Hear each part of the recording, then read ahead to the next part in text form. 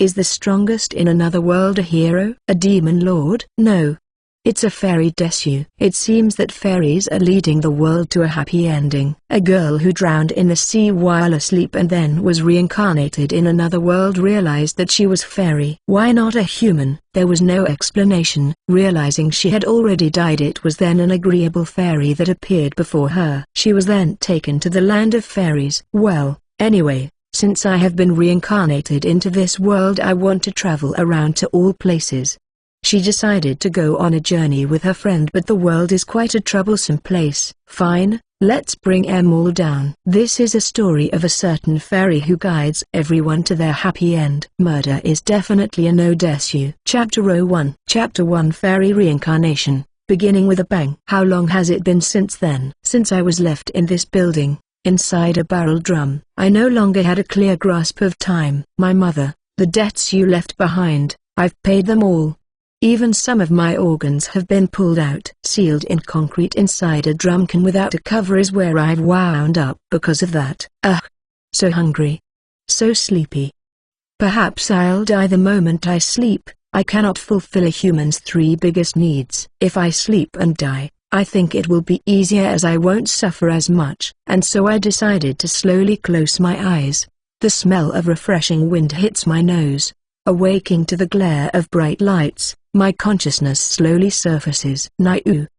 Did I fall? Just woke up yawning while talking. I have always had a form of insomnia, but this time I slept like a log. Somehow I felt great. Moreover, I don't feel hungry anymore. It feels kind of out of place being so refreshed compared to before. However, when I looked around, I saw the neighborhood had changed into a wonderful meadow, which seemed to be welcoming me.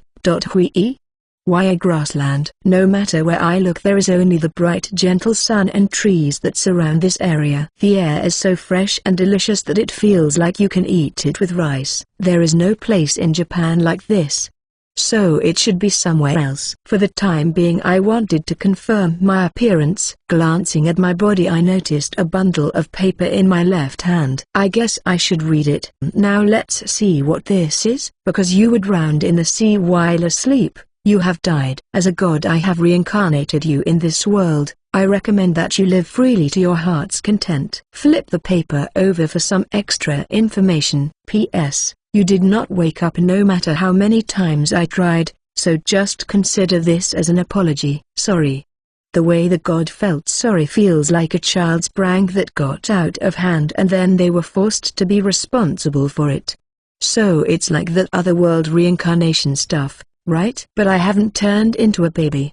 As I have verified with my body's eyes, this isn't my body, nor is it the body of a human. It is something that only insects or birds should have, wings. They're still attached to a humanoid body though. As for the face, I can't see it so I can't check it. Wings.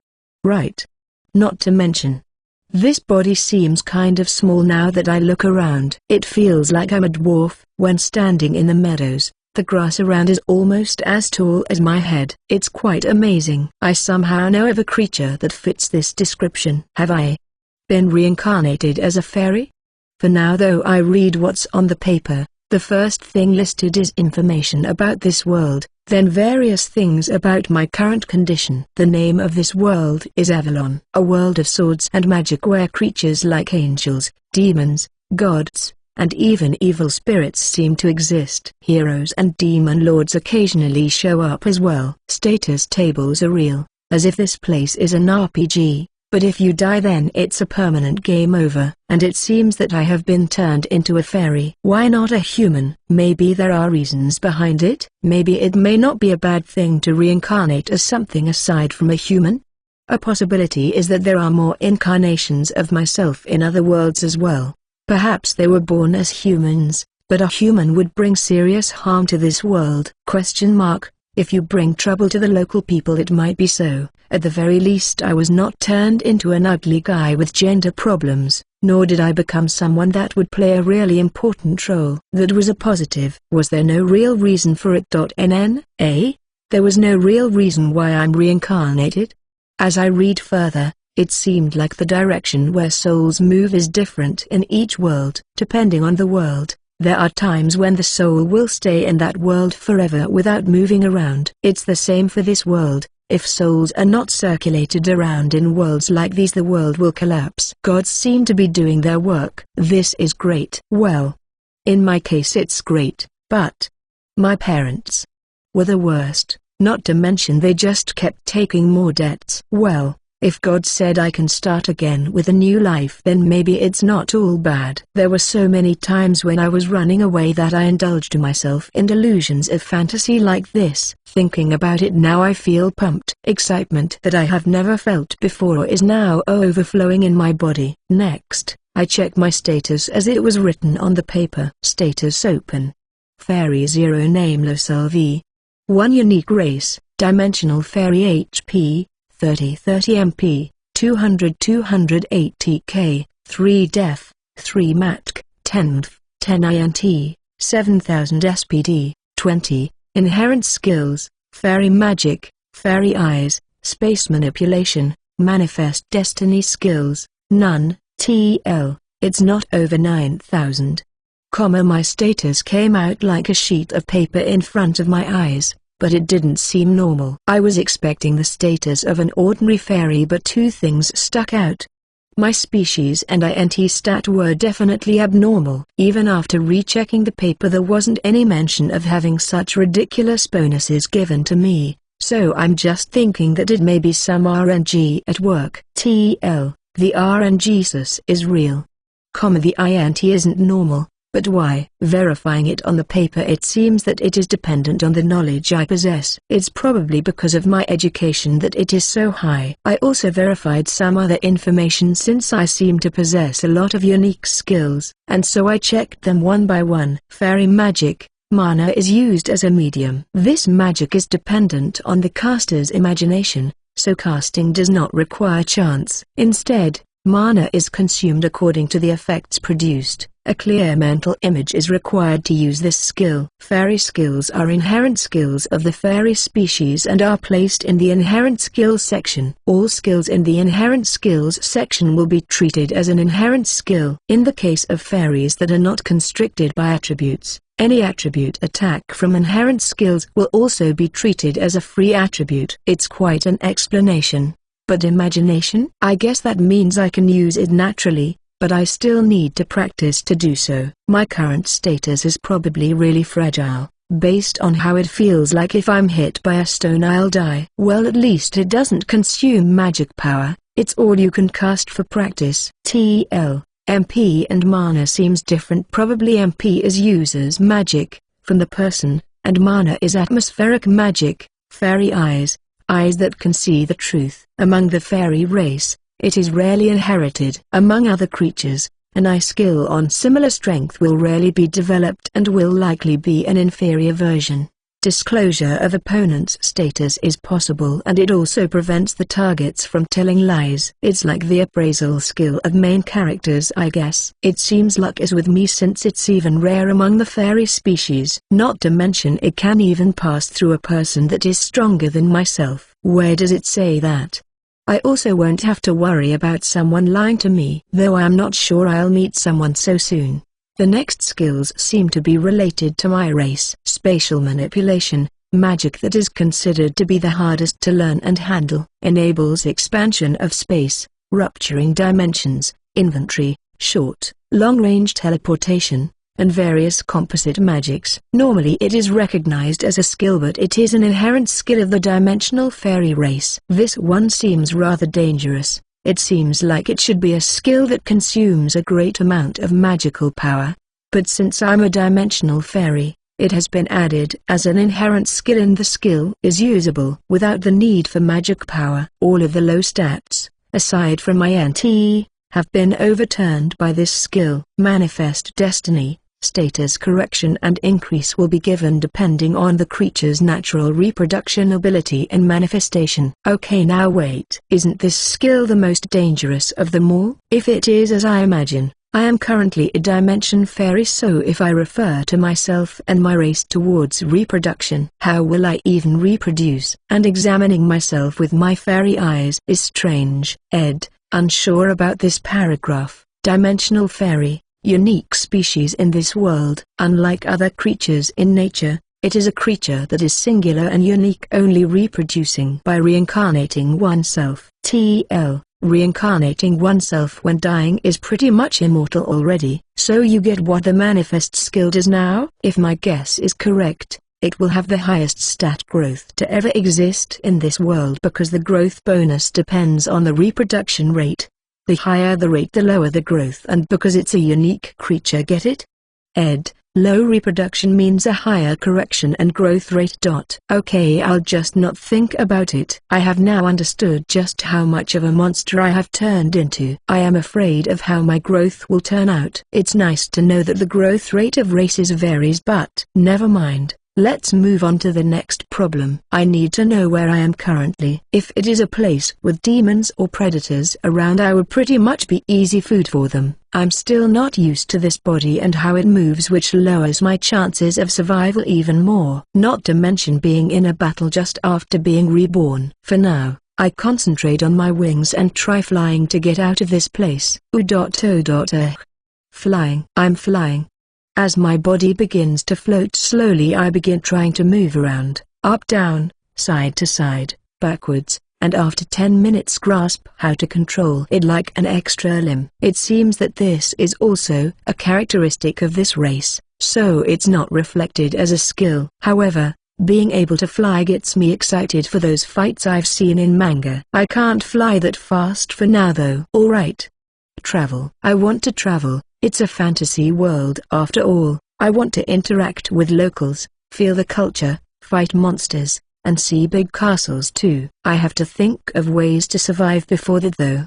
I'm somewhat calm now, but earlier I was kind of scared. I have been thinking that something like a demon might come out and I trembled for a bit. No way, right? For now, though, I must search for a safe place to stay. When I was thinking out loud, I suddenly stopped and turned around, hearing someone call me from behind. The moment I turned around, there was a fairy that looked like me floating smoothly in the air. She has long sky blue hair, indigo eyes, and is wearing a long one-piece dress. I immediately used fairy eyes and looked at the status of the fairy. Arena 0LV.3 race, water fairy, HP, 70 MP, 150 TK, 12 def, 12 matk, 20 tombed, 30 int, 5 SPD, 43, inherent skill, fairy magic water, manifest destiny skill, none. It is a fairy just like it appears. The first encounter is a fairy similar in race to myself. I mean, this is good. This is good. To have the first encounter be with another fairy. I can now escape the fate of becoming demon food. Let's get along now. Looking closer, the girl is beautiful. Who? As I said that to the girl, she also asked the same question. I decided to approach her to say hello, but I forgot I currently don't have a name. Nice to meet you. I have just been born and don't know anything. I'm Arena. Would you like to come with me? Saying that, Arena came close and pulled my hand while making an innocent smile. I won't regret it even if I'm turned into monster food. TL. Okay, it's just the start and our MC here is already showing her tendencies. Arena? Where are we going? To my home. Oh, a fairy's home. I wonder what it's like. I would like to know how fairies live. I may also get to know other fairies and know more about the world. Let's follow her. For a while now we have been flying while holding hands. Looking at the forest, it's a wall of trees in front of us. If I estimate it correctly, the trees would probably reach 100 meters in height. The forest seems a bit dark since light can't seem to enter it. But Rena doesn't hesitate and goes straight in while pulling me along. This girl sure has guts. Suddenly Arena stopped flying for a little while. She held her head and smelled the floral scent around for a moment. I should also do it too. I guess it's here. But there's nothing there. The view is still full of dense trees like always. But Arena is confident that we have arrived at our destination. Perhaps. Is it a barrier that hides things? And even if you tilt your head like that I won't get it, you know? But then Arena suddenly hugged me. I don't know what it means, or she's just being cheerful, but here? There is something. What is this? scary. I moved my hands to the place Arena pointed at. My arms then began to sink into it. It was kind of scary. The barrier began to ripple and I slowly sunk in, but I didn't let go of her hand and we went in together. Like this. I'll believe in Arena. Ready? Let's go. Oh ooh. We're here. And then, this place that I cannot even imagine. A magnificent sight was displayed in front of me. Welcome. Yup. That smile is cute. Chapter 02. Hi, there. Looking for a super cute and light-hearted novel to read? Check out Kima Kima Kima Bear. As far as a slice of life novel go, this is probably one of the most solid, pleasant, and light-hearted stories with a rich and op MC. You can read it here. Chapter 2. The Delightful Friends of Fairyland. Yup. Definitely fantasy.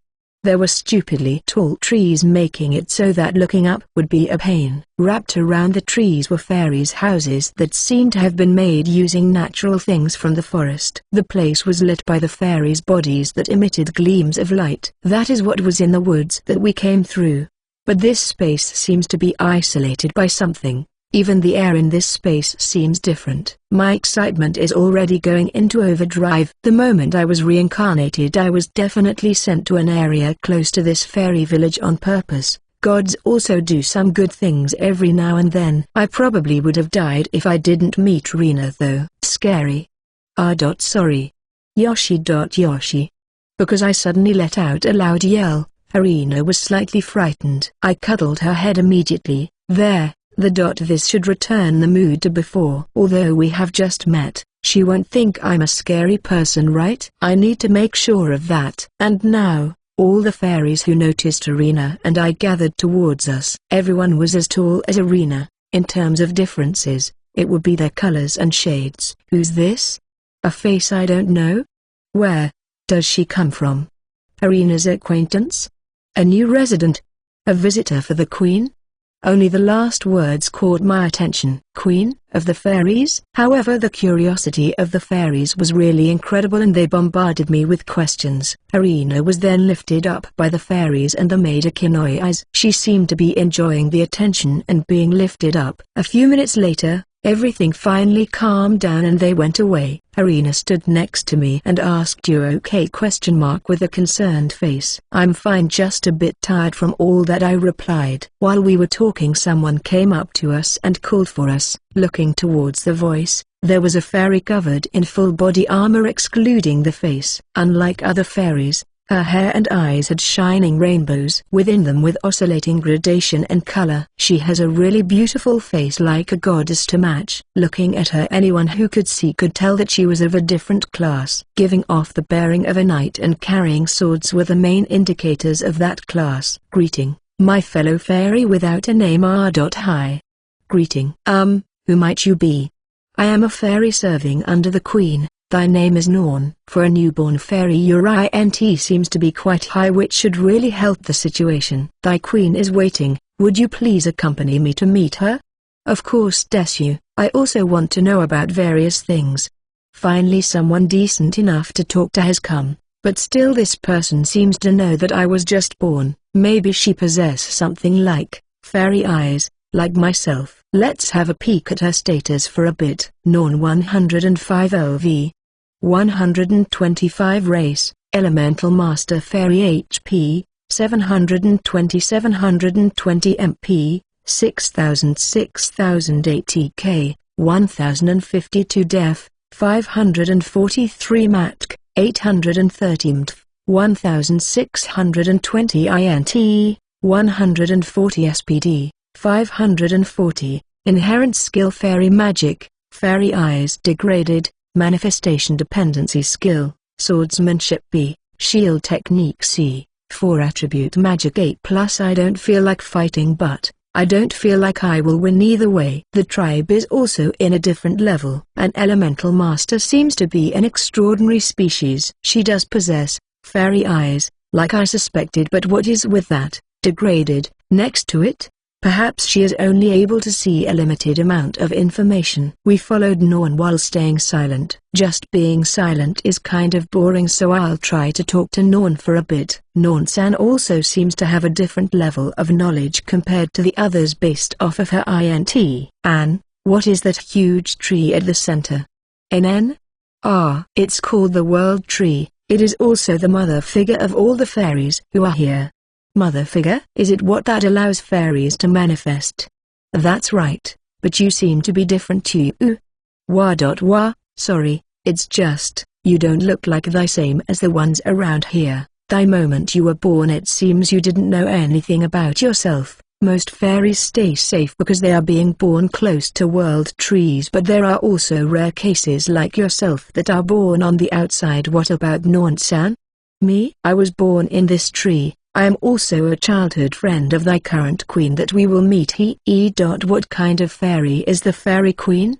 There seems to be no status differences among the fairies, but probably there are things like etiquette instead. It is probably better to know it if it exists. She is definitely more intelligent than me, as well as a nice person. Although she has the title of queen, there is no problem approaching her like with approaching other fairies. Fairies with the highest INT stats are the ones that are in the position of king or queen. There is also a common understanding that a king or a queen can be interchanged based on how high their int is. In other words, it's just like an extended game of yours. Huh? A fairy just being a fairy, I guess. What? Fairies with high INT tend to have stronger and more unique inherent skills. One of their unique skills would be something like my fairy eyes. I see. So does the queen also have one? Well, that's something you should really ask about from the person herself. That is how things should be done. Looking at where her finger is pointed, there appeared a heavy-looking door. There are tree roots above it and it's really huge, piling over and over. That looks like it would break if a little weight is added. And then it goes smoothly to the side and down. By the way, that door is something that thy queen made herself, handmade? Seriously, by the queen? I also sneakily helped out a little bit. Nonsan, is that your normal way of speaking? Yup, I really want to speak out like a gal talking about sweets and hobbies. My image of her has completely changed. Nonsan makes a satisfied face while giving out a snort. So that's why Nonsan, who is serving under the queen, likes to show some dignity that befits the job she has taken. Apparently fairies like to live normally even if their INT is high. This seems to be normal around here even if their status is different. They don't do much about that and are just having fun. Well then, let's go. She is waiting inside. Nonsan gave out a really bright smile and walked towards the door. I wonder if Nonsan is tense.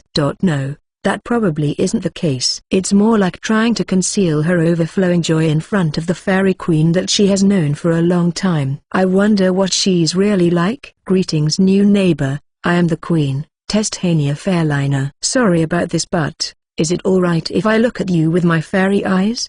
In front of me is the queen sitting on wooden throne. Nonsan got down on one knee, then stood back up after. Was that it? Or maybe she got tired of it? That might be it. It seems like the queen didn't mind, so I stayed standing. It was the same with Irina. Why are you here with me? This child. It's okay. Is it okay if I look too? It's fine. And when we checked each other's status, she suddenly exclaimed loudly, "Wow! What is this?" We shouted at the same time. The fairies that were standing around jumped a little when we shouted.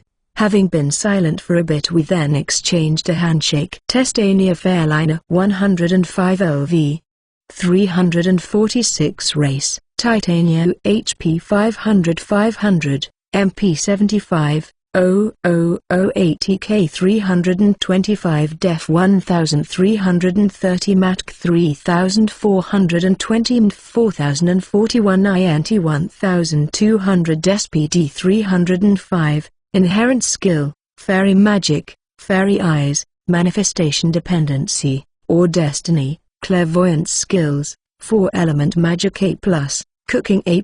Even though she's a queen, her cooking skill is so high. If I make something, it becomes a ball of coal. How envious of a skill. Anyways, what is with this status that feels like a weapon of destruction? The MP is so high. The level is 3 times larger than Nonsan. Your status is also on another level. The INT is also 6 times higher than mine. I guess wise men are also born from time to time, and you're just a newborn. By the time you reach my age you will definitely be a great figure. Your fairy magic is also on another level. I can't believe you can freely manipulate it. No queen, you are great. Learning culinary skills to A+ level is really envious. Please teach me about it if there is time. Alright, I'll teach you all about our local cuisines. Yahoo! I'll tell you about magic and stuff and write many recipes. I will only turn it into charcoal again if I make an ignorant mistake. Queen, let's talk about that story at a later time. Oh, sorry about that. For now, shall we hold a naming ceremony? Naming ceremony? Briefly speaking, it's about deciding your name. Every fairy that was manifested around here possesses one. Because that is part of their nature. Is it something like assimilation, integration that occurs in a same group of existence? What scares me is that maybe it might affect my character, or maybe I will have a dual personality. There is no personal annihilation, right? Unsure. Those that are from outside are supposed to choose a name on their own. But since you were brought here by Arena to this fairy town, I would like to think of a name for you. That is fine, right? It might be close to a fairy's instinct. Because I have memories of being human, it seems my fairy instinct has been shattered. A fairy has a tough life if you consider living in this world. Unsure about sentence. Well then, shall we begin the ceremony? That way we can all have a banquet tonight in celebration of having a new comrade. Do we really have to make it so grand? Don't you think it's a perfect reason to celebrate? Is that right? Don't look at me as if it's just like that. Arena, don't look at me with those shining expectant eyes. Fine, let's throw away my common sense as a human and just go along with the fairy tribe. Then let's begin. Now. The number 14,985 time, naming conference will now begin. No, why is it done in a huge wooden stage with wooden tables at the middle and in front of the world tree? Even the whole town of fairies gathered together just to decide on a name. What's more amazing is that they have done this meeting for a ridiculous number of times already. Do they really have to make a fuss about something like this? Now first will be introductions. Are you serious? Am I really getting so nervous that cold sweat flows from my hands? This is ridiculous. My heart is also pounding like crazy as if it would come out of my back at any moment. No, but I already promised to abandon my common sense as human. Entering a town is to follow the rules of the place. There should be nothing to be embarrassed about. Let's just go along with it. That's why I will go! Ready. Let the naming begin. I thank everyone who participated and came to this gathering today. Remember, everyone listen to everyone's ideas and don't argue.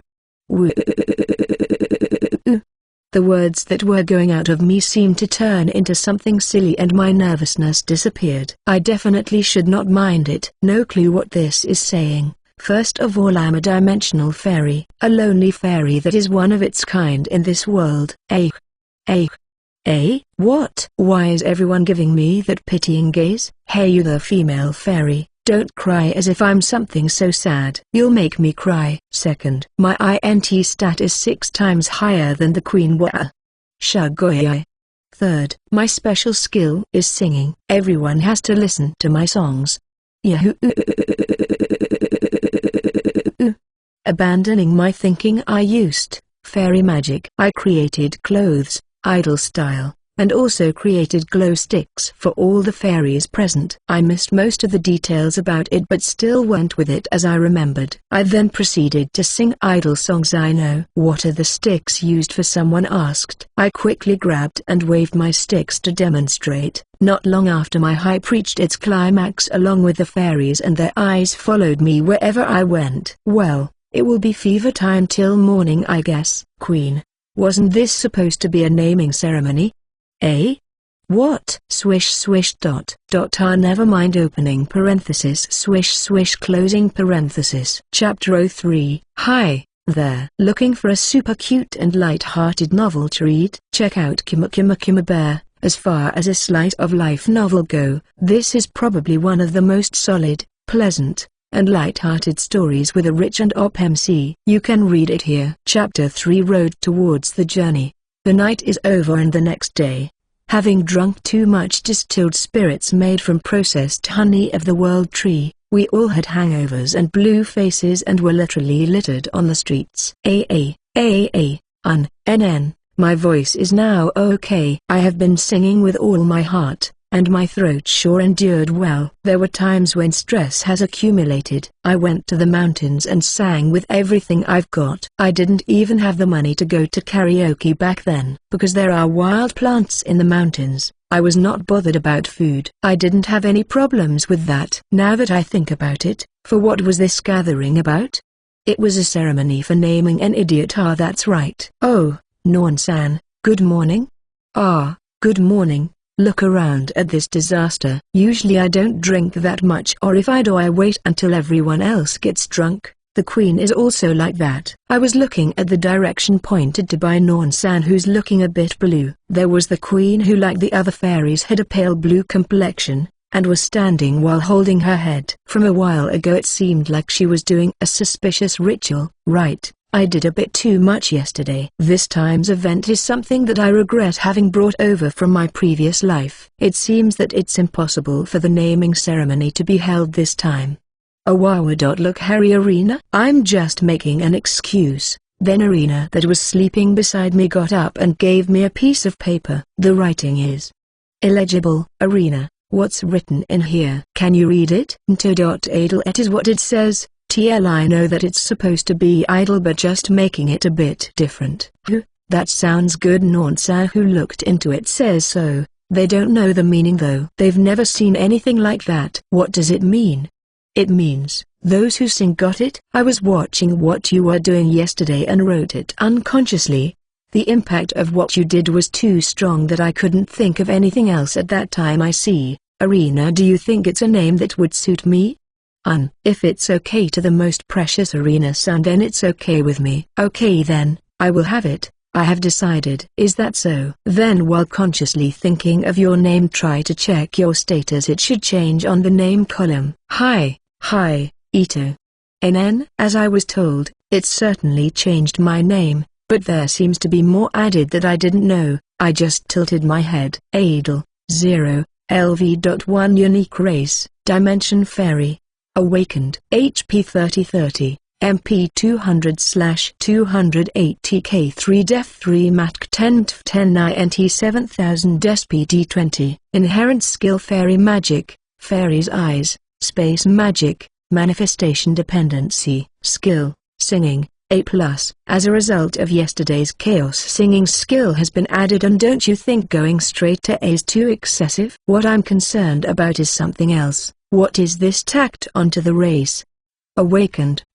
Using my fairy eyes I checked what it meant. Awakened.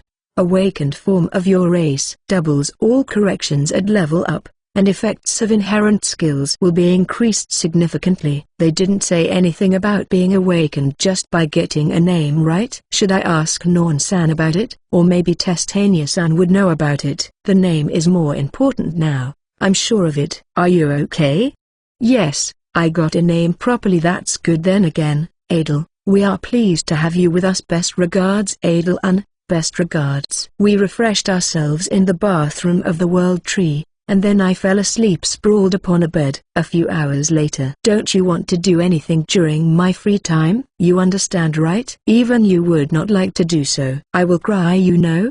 Do you get it? A BC, it's disappointing, so please stop it. Testania-san. You see, I want to be strong enough to protect myself for the time being. Can't you do that for me? DEF, your reason for dragging me behind the World Tree wasn't just because you are trying to be mean? Sorry about that. I promise not to do anything. I went to Testania-san asking to come with me to a place where we could be alone. She was still a little drunk and was staggering around, so I had to do this. I'm really sorry. As you know, I was formerly a human. That's why I'm interested in the humans of this world, and I know I won't be staying away from them forever. But since I don't know about where they are, as well as the fact that I have just been born and am still weak, I decided to ask for training. It is good to want to train, but how strong do you want to be? Strong to the extent of being able to travel the world alone without trouble and see humans after leaving Fairy Town. Those are my goals. So you want to meet humans? Yes, that's right. I do want to live quietly in a peaceful place, but my adventurous spirit is burning, so I can't really stay in one place. I'm sorry. The monsters around here are not that strong. They're mostly goblins, horned wolves, or a variant of goblin. So if you want to learn about basic things, I guess you won't have a problem here. If something strong appears, then I'll take care of it. Before that, what is a goblin? A goblin is a peddler fairy dedicated to delivering goods to the fairy community, and they come to town once a month. So fairies also communicate with each other. I thought they were a closed-off community. What is their difference from goblins? Goblins are ugly, stinky, and dirty. Unlike goblins, they have a similar name, but the difference can be compared to heaven and earth. Comparatively, goblins are really cute and fluffy regardless of age or gender. When I was young, I used to cling on to the goblins and would not let go until the former queen peeled me off. TL, so Testania was really cute when she was younger. Was there any difference? I can imagine what a goblin looks like, but can't really imagine what a goblin is like. Let's look forward to meeting them. Well then, let's prepare things for raising levels, specifically fairy magic. Yosh. Gotcha. Then listen, fairy magic is a magic only us fairies can use, and will change its trait depending on the fairy's race. If a fairy is born with the fire attribute, they will be able to use magic of the fire system. If it's born with the water attribute, it will be of the water system, etc. It's easy to grasp, right? That's because they are an incarnation of that attribute, correct? That's how it is, like with me and Norn. Well, basically you won't be able to control it if your INT isn't high enough. INT also changes your attack power. Ordinary children can only use weak magic. They don't really have that much power. On the contrary, if someone like me uses magic horror. When Tetstanika-san pointed her hand towards a weird-looking tree, magic was activated from her hands, and from them shot highly pressurized water with a speed that was easily as fast as a water jet cutter, which easily cut the tree. And so, while using water attribute, fairy magic, I combined it with wind attribute, and the result is this increase in power. This is my first time seeing magic. You used it yesterday, do you know? Do you mean the idol clothes, glow sticks, or the microphone? That would be a no, because I was doing it by instinct and didn't really have any idea how I did it. That reminds me, why is it that Norn-san and Testania-san have ordinary magic skills? About that, Ito, how to say this, we only got to learn it by chance. It is necessary for humans to chant in order to use magic. We memorized the chants and were able to use them easily. Fairy magic greatly depends on INT, but human magic relies on magic to cast. In that sense our magic differs. Still, fairy magic is much easier to handle, Testania-san says. After all, you can use it without chanting. There are no limitations aside from MP either. Well, you can always try things out first. For now, try imagining a small fire on the palm of your hand. Okay, let's try it. First I close my eyes and then I imagine a flame flickering in my palm. Yup, that's right. Keep it up slowly, slowly. Wait. Stop. Stoop. What? Boo-oosh. Opening my eyes due to Testania-san's panicked voice. There was a fire blazing in my hand, giving off a strong heat, instead of a small fire. The burning sound was terrible. Testania-san, how do I stop this? Ito. Tell me how to stop it, please. Splash. Sorry, I was surprised. Looking towards the girl who was blowing wind onto my body to dry me, I faced down and apologized. Look over here, Queen. I am over here. I then asked for information regarding the phenomenon of race awakening, and if she knows about it, while also forgiving her. It was a story I've heard about from the previous queen, that the founder of the nations was an awakened person. Is there anything else? I have never seen it happen in this village, but as long as I listen to the explanation, it is definitely that phenomenon that is the cause. It is not surprising why such power was generated while only imagining a small fire. There also seems to be more than that. For the time being, I would have to train with power adjustment. I don't want to accidentally make the forest turn into scorched earth. For now I should focus on practicing with water or earth instead of fire. As expected, The power is really different if the INT is high. Oh right, you want to travel into human villages, right? That's right. I want to see a variety of activities. Then you have to learn the humanization skill. Humanization? Beings such as fairies and others with high intelligence can take the form of humans using magic power and imagination. Among them, fairies are the closest to humans, so we have an easier time learning the humanization skill. In the old days, fairies were also often in contact with people. Besides, Norn-san and Testania-san, no one in town has ever went out, right? We don't really ever feel like going out of the village. There are currently a lot of fairies who are scared of people, so it can't really be helped. But on the other hand, we have no fear towards them because we knew of their ways before. Do you want to visit them when you get a lot better? Yes, I'd love to. And after that, the days of training with Testania-san began, and because of things I'd also like to learn about swordsmanship training. What happened to the Queen's training? While lowering my head I asked about this. Norn-san looks at me with an amazed face. The place is of course behind the world tree again. Then again, the fact that leaving the training to Testania-san alone was also what I had in mind at first, because I was told that I had been learning things at a really fast pace. I thought that I also want to be able to do close combat battle. IJK. But swordsmanship is only a hobby of mine, you know? Did you really raise your skill level that high up just because of your hobby? To think that she would get that strong by only playing around, but well, to fairies doing something interesting to them is a must. Or so I think. Not to mention, do you think it will be useful when journeying as a fairy? Well, if you're thinking about attacking monsters with this small body, don't you think you will be disadvantaged? Though fairy magic would give you more of an advantage. Regarding that, Testania-san is currently teaching me how to humanize, so I would like to use swordsmanship when I'm in a humanized state. Ah, I understand. But do you have ways to shrink or enlarge a sword? Because it is possible for me to store a lot of things using storage from space magic. I won't have any trouble about weapons. There is also no problem regarding consumption of magical power since I don't need it when using the skill. Right now it can contain an amount with more space than any number of warehouses, and even I, the owner, can't see the limit to it. Well, at the moment there is nothing inside of it. And so Norn-san, giving a convinced look, agreed to help me train with swordsmanship. Then let's go to the plaza, because it would better to do it there. Why is that so?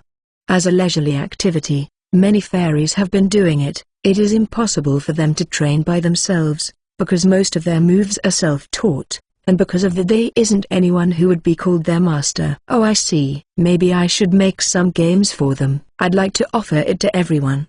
Something much like board games. When I got into the plaza, the moment I looked around I quickly found people sparring. So that's why. I was watching the situation and made some realizations. Because fairies can fly, unlike humans they can also fight in the air. Both sides are floating in the air doing acrobatic aerial movements while clashing their swords. That's all there is to see. Norn-san went and talked to those two people. Swiren, Endel, can you listen here for a bit? Oh, Norn-chan. No probs here. Norman, that's quite unusual. One of the girls seems to be a cheerful one with aqua-colored hair. The other one is a calm-looking boy with reddish swaying hair. Because we were talking normally to each other, everyone became more energetic. Oh, aren't you the child from yesterday? What's your name? I am called Adel. Nice to meet you. Nice to meet you. I am the water attribute fairy Swiren. At the same time the one here is the fire attribute fairy Endel. Best regards, Adel. I enjoyed yesterday's banquet. They introduced themselves and shake hands with me. Because fairies are really friendly, even people like me, even with communication disorders, can live happily. Both of you, I would like you guys to teach Adel swordsmanship, so if you don't mind it, are you willing to cooperate with me? If we are given more opportunities to play, we would be grateful. There's no problem here. I have noticed what Norn-san have been planning. It is the fairy way. Yosh, let's start this at once. Beginning with the basic steps. Hi, yo, kohayu, uie, a, What is this? I can't feel my arms. Sweat won't stop dripping from my body. I am struggling just to breathe and stay upright. Could it be my physical strength is too little? Ah, Adel, there was a problem with you before learning swordsmanship, and that is your physical strength is lesser even if compared to the queen. It was strange though because you sang for a long time at the party yesterday. A sorry look on her face. Nonsan doesn't seem to be pleased with it. It wasn't really my fault. I did the same exercise menu as those people, constantly sparring and having high physical strength with only having poor status. It would be obvious what the results would be for an amateur if they did such a task. First off, it would be running. It seems so, doesn't it? Sword moves was then changed into a game of tag the next time we exercised. Evening. Alright, shall I begin the studies? Bring it on. I and Testania-san are in a room inside the World Tree. It looks like a classroom. There are also blackboards and chalks. Testania-san has a nice smile while wearing glasses. She seems to be having a blast. It is quite strange that humans have different writings compared to fairies even though the language they speak is the same. These are characters handed down by our ancestors. It is troublesome if everyone can't communicate in times of emergencies unless the language is in tune with the humans of that era, but we make do. Well then, I will explain from today about how fairies have been created and the basics of human letters. Yes, the schedule is Testania-san's magic lessons in the morning, Nonsan's body training in the afternoon, and language and learning at night. Break time will be Arena's lap pillow, of course. Right? Unsure. The author did write it this way with no subject as to what they are talking about and purely reactions. And Testania was still drunk at this point, or more like in a hangover, so she didn't really want to move, but Adel forced her to. Unsure. This line. Adel was begging Testania to do something for her. FKG so confused. Don't mind it. It details about awakening that they are talking about and as to why Adel's power is just over the top, which even surprised Testania. I confused. Testania was training her with magic and studies, but Adel thought that she also wanted to learn swordsmanship, so she asked. Begged Non to teach her by bringing her behind the World Tree the same way when she asked Testania to teach her. This line is Adel's thoughts, not a narration. That makes more sense. Chapter 04. Hi there. Looking for a super cute and light-hearted novel to read? Check out Kima Bear. As far as a slice of life novel go, this is probably one of the most solid, pleasant, and light-hearted stories with a rich and op MC. You can read it here. Chapter 4. Raising levels and miscalculations. Several years have passed since I came here. Now, I'm 3 years old. I have completely adapted with the fairy way of life and I have gotten familiar with almost every resident's faces. Because of that I have not gone outside even once since it happened. I also told Nonsan that I was really lucky to not encounter any demons outside. In fact, it was a really dangerous place that I would have had to have the protagonist-like luck to be able to survive. It was only a coincidence that Arena wandered into that place and saved me. So in order to be able to fight against the monsters outside, I told myself that it would be perfect for me to acquire the humanization skill. And as a result, I had finally achieved that goal. It took me 3 years to get that far. Unique race, Dimensional Fairy. Awakened. HP 100 100ths. MP 250/250, AC 11, DF 7 Make 22 MDF 25 INT 7100 SPD 35. Inherent skills: Fairy Magic, Fairy Eyes, Space Magic, Manifest Dependency. Skill: Singing A+, Sword Arts C. Humanizations 4 Attribute Magic D+. The status values on the board also rose slightly. I hope that my efforts will show up in numerical values. I worked hard until the swordsmanship skill and 4 Attribute Magic were learned. 4 Attribute Magic was possible because Testania-san taught me the basics of chanting. Regarding humanization, it was used far more than fairy magic. I learnt it in the first year, but it took me 2 years to raise it to acceptable levels. In the case of language, I am now able to write a majority of used words and their meanings,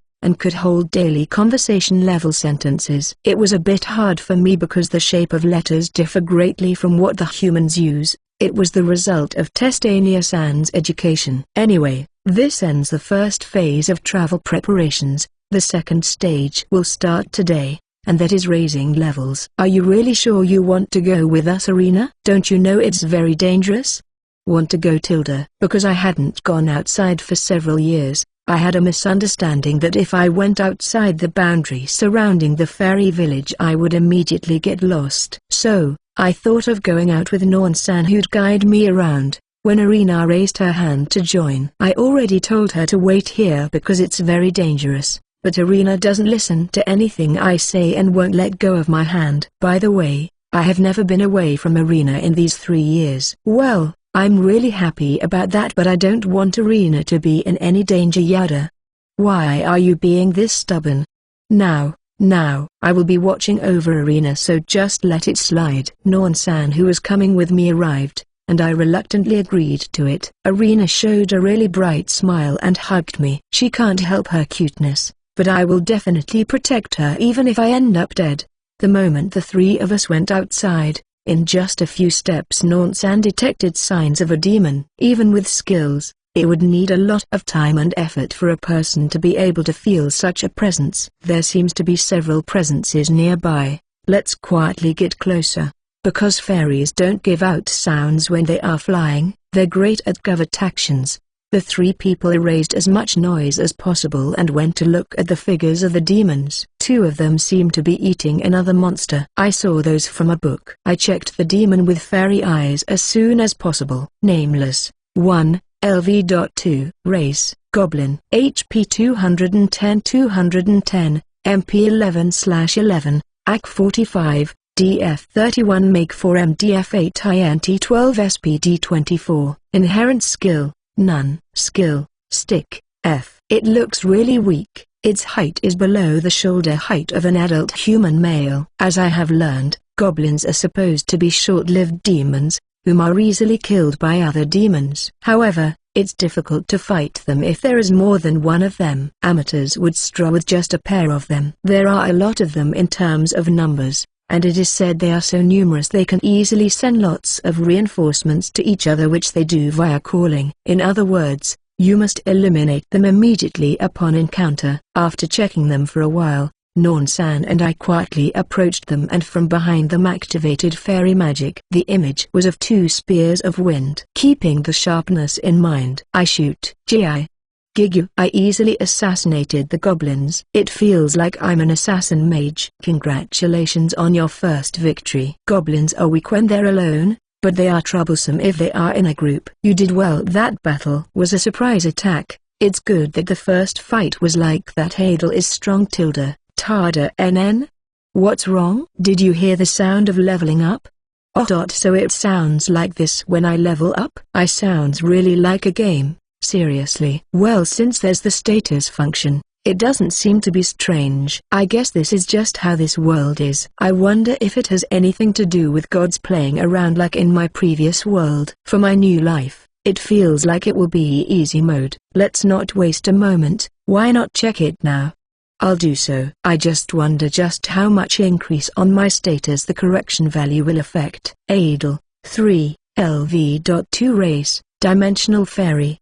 Awakened. HP 450 MP 2530 AC 65, DF 83 Make 920 MDF 856 INT 7100 SPD 221. Inherent skill Fairy Magic, Fairy Eyes, Space Magic, Manifest Dependency. Skill, Singing A+, Sword Art C. Humanizations 4 Attribute Magic C+.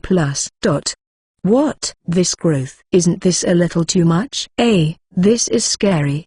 Even if we say it doubled up because of Awakening's effect, the growth rate is really weird. I mean 900 make in just one level up. Will it continue to rise like this even in the future? My MP has also increased tremendously. Is there something wrong? There isn't really a problem, but it's just strange, because my make already surpassed Non-san just reaching by level 2A. Seriously? Non-san also showed a startled expression. Oh, the expression returned. Going beyond the status of a level 100 person, of course anyone would be surprised. I'm having a really complicated feeling. I see, as expected. A person who has awakened really has the potential to become strong. If that is so, let's continue raising the level while hunting stronger monsters.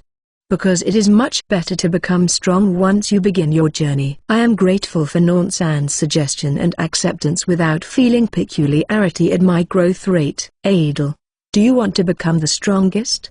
I do. We gradually increased the grade of demons we encountered. From horned wolf, to orc, to treant, to blow serpents, to elder golems, to tyrant worms, to wyverns, to king races, and finally dragons and other strong demons. In this forest and grasslands, why are there so many variations of demons around? This place is called the Hellish Place by the humans. There are demons here that even the Queen and I can't fight. Even those defeated by Adel like tyrant worms and wyverns normally would be undefeatable without fairy magic. I also practiced fighting as a human. Nonsan can't humanize, so she couldn't be a training partner for me in my humanized state. I can only fight with demons and practice using magic that humans can use. This has really turned into a huge development for me. Looking at my status might get them depressed. Idle, 3, LV.483 Unique Race, Dimensional Fairy.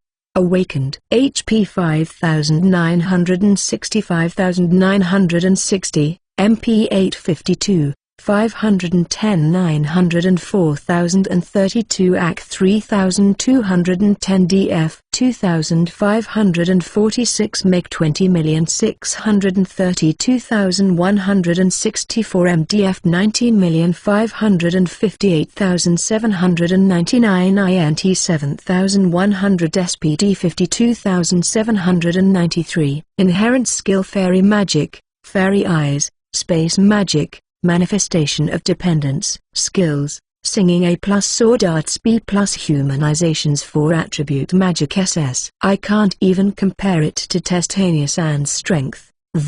It seems like I would beat an opponent even if it's a strong demon with a forehead flick, with this strength. The sword broke halfway and it already turned into a brawl. Bocky. The iron sword I was using couldn't handle my strength and broke. Because I can't help it, I just pummeled the wyvern's body while avoiding hitting its hard scales. Seeing me bathed in blood, Arena even asked me if I underwent a fire fairy job change. I think this should be enough. Strengthening, there won't be any problems, but I didn't expect to finish raising your level in just today. We will proceed to the next stage earlier than expected. Understood.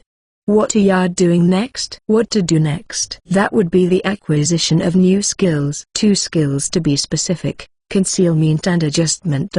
Concealment is to hide this cheat of a status. Adjustment is for holding back and controlling the excessive power. It wouldn't be funny if I unintentionally handshake someone only to burst their hand into flames. It was a pleasant miscalculation, but then again it gives you more things to watch out for when going to the human realms. It's alright, I think. Given that it will lessen my risks of dying, I don't want to make Arena sad because of that, so that's your reason. Or rather, I've been doing my best this 3 years with that as my driving force. Can I call myself an editor on this? B, because of what? C, because of her training and only living inside Fairy Village.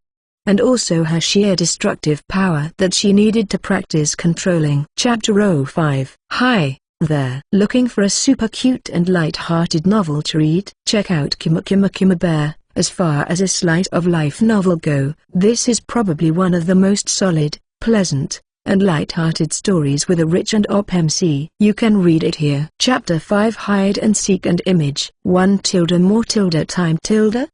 All tilde is tilde set. And now it starts. A large hide and seek tournament with the participation of more than that. 150 fairies that along with Testania-san as the ones searching.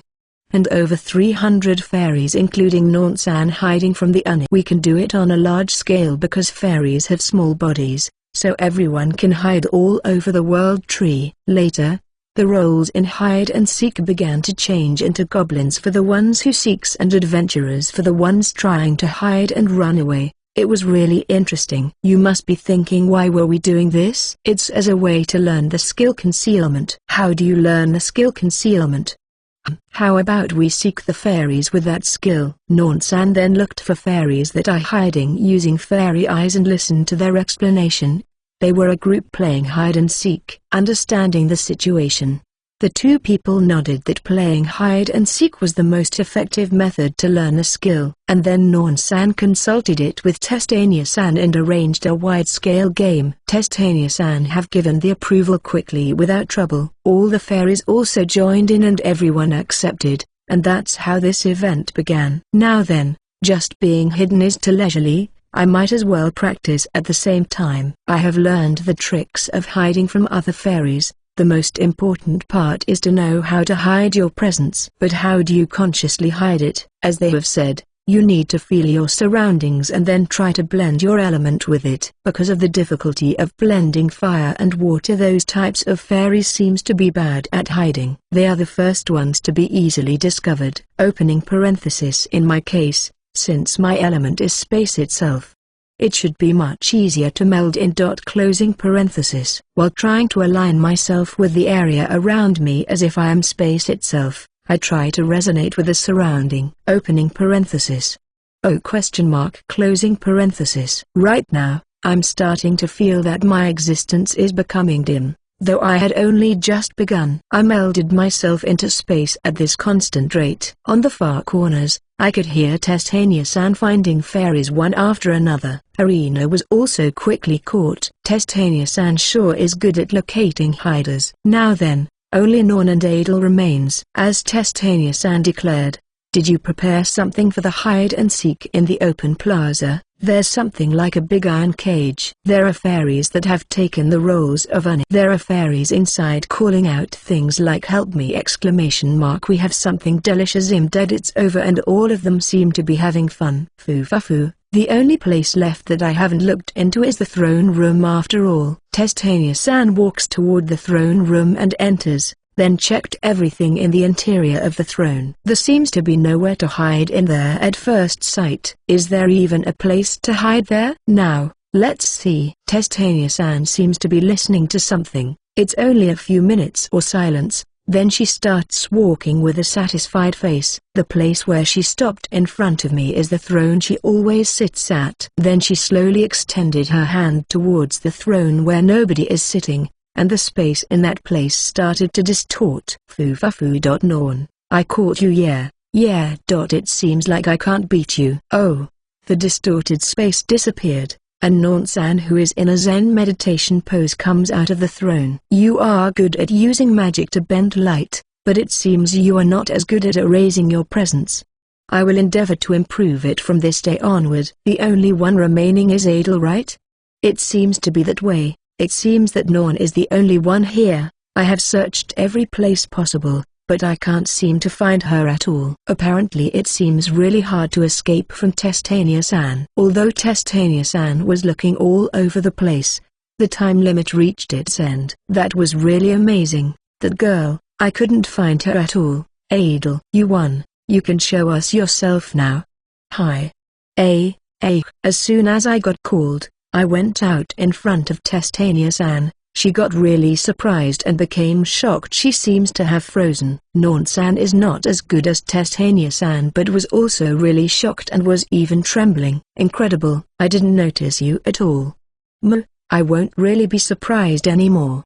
Sorry, but you know, it's like this, you see. Because I can interfere with space, it seems that I can make my presence as thin as possible. That's why I was thinking that Testania-san staying beside Testania-san wouldn't be that bad. Really? I didn't notice it at all. So did you finally get the skill concealment? I checked my status and confirmed that it was included. Testania-san also confirms it and seems to having a frustrated look. Well then, it's finally over. Everyone, let's have a meal? Yahoo! Today's lunch turned out to be ice cream, made from honey given by everyone. The only skill needed now is adjustment. While licking ice cream, Testania-san informed us. While looking at the person also licking ice cream, it can be mistaken to be the same as some other fairy from the surrounding ones. The beauty is on a different level though. I'm confused by this. Since status values are only implemented when in a state of fighting, you can be relieved that it won't affect your daily life. However, if you fight someone for the first time without learning to hold back, the result would definitely turn the opponent into minced meat. Although I have already said this before, sword practice will be put on hold unless you master holding back. Everything will be cut as if you're cutting slime without controlling it. I understand. Who was it again? That person who said that one time before damaged the world tree because they can't hold hack. It's me, I know. I'm really sorry about that. I'm curious about just how much power is gained on level up. When I tried swinging the sword at the back of the world tree, the slash itself went flying as if it has substance.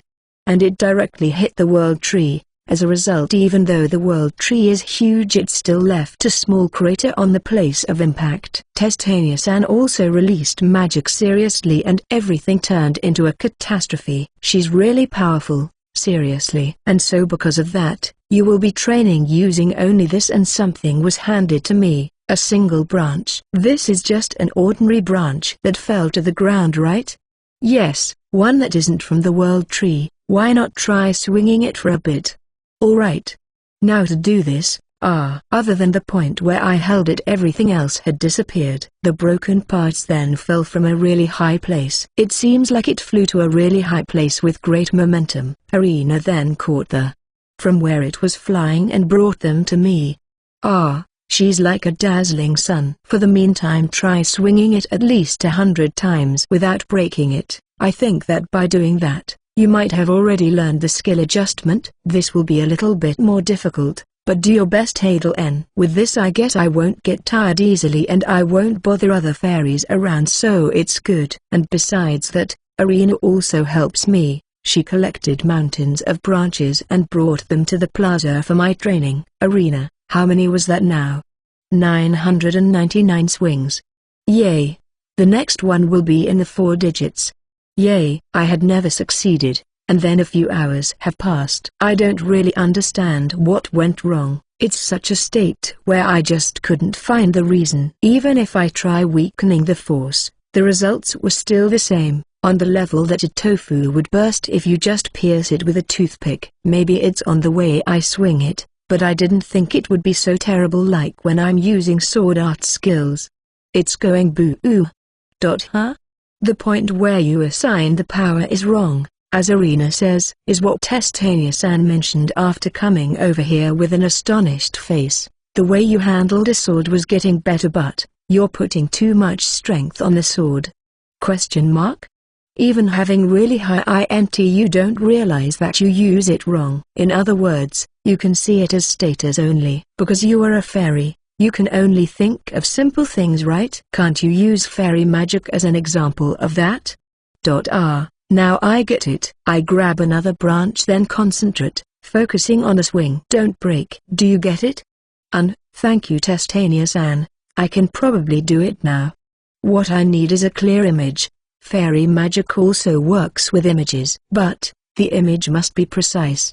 The clarity of the image is also important. At last, I'm starting to understand how things in the world works. Do you now understand that fairy magic is all-purpose? No matter how much compression of status is done, you should need to suppress it. If swordsmanship isn't enough to contain it, you can forcefully ignore the laws of nature and physics with fairy magic. That's because sword arts alone won't be enough. If you are trying to contain your sword swings without fairy magic, you need at least S-rank sword arts, so you still need to raise it. You can only rely on fairy magic to use it. Until then, you can even mistaken it for a magic sword arts.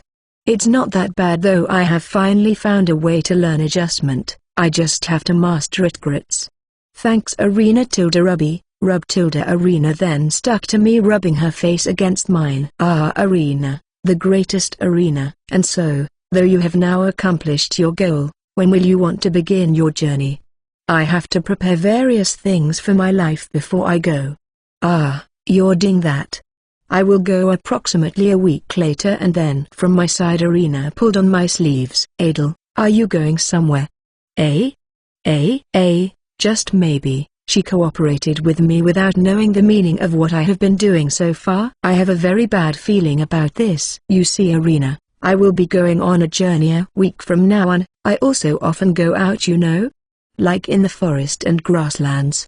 It will be really far, far away, tilde, the place that I will be going to. Dot. She only tilted her neck. I pulled Testania-san and leave Arena behind. Arena, you see, just maybe, as you have guessed, because that girl's is still young, she doesn't know what the world is like. I think right now the world as known by Arena is only Fairy Town and the surrounding forest and grasslands.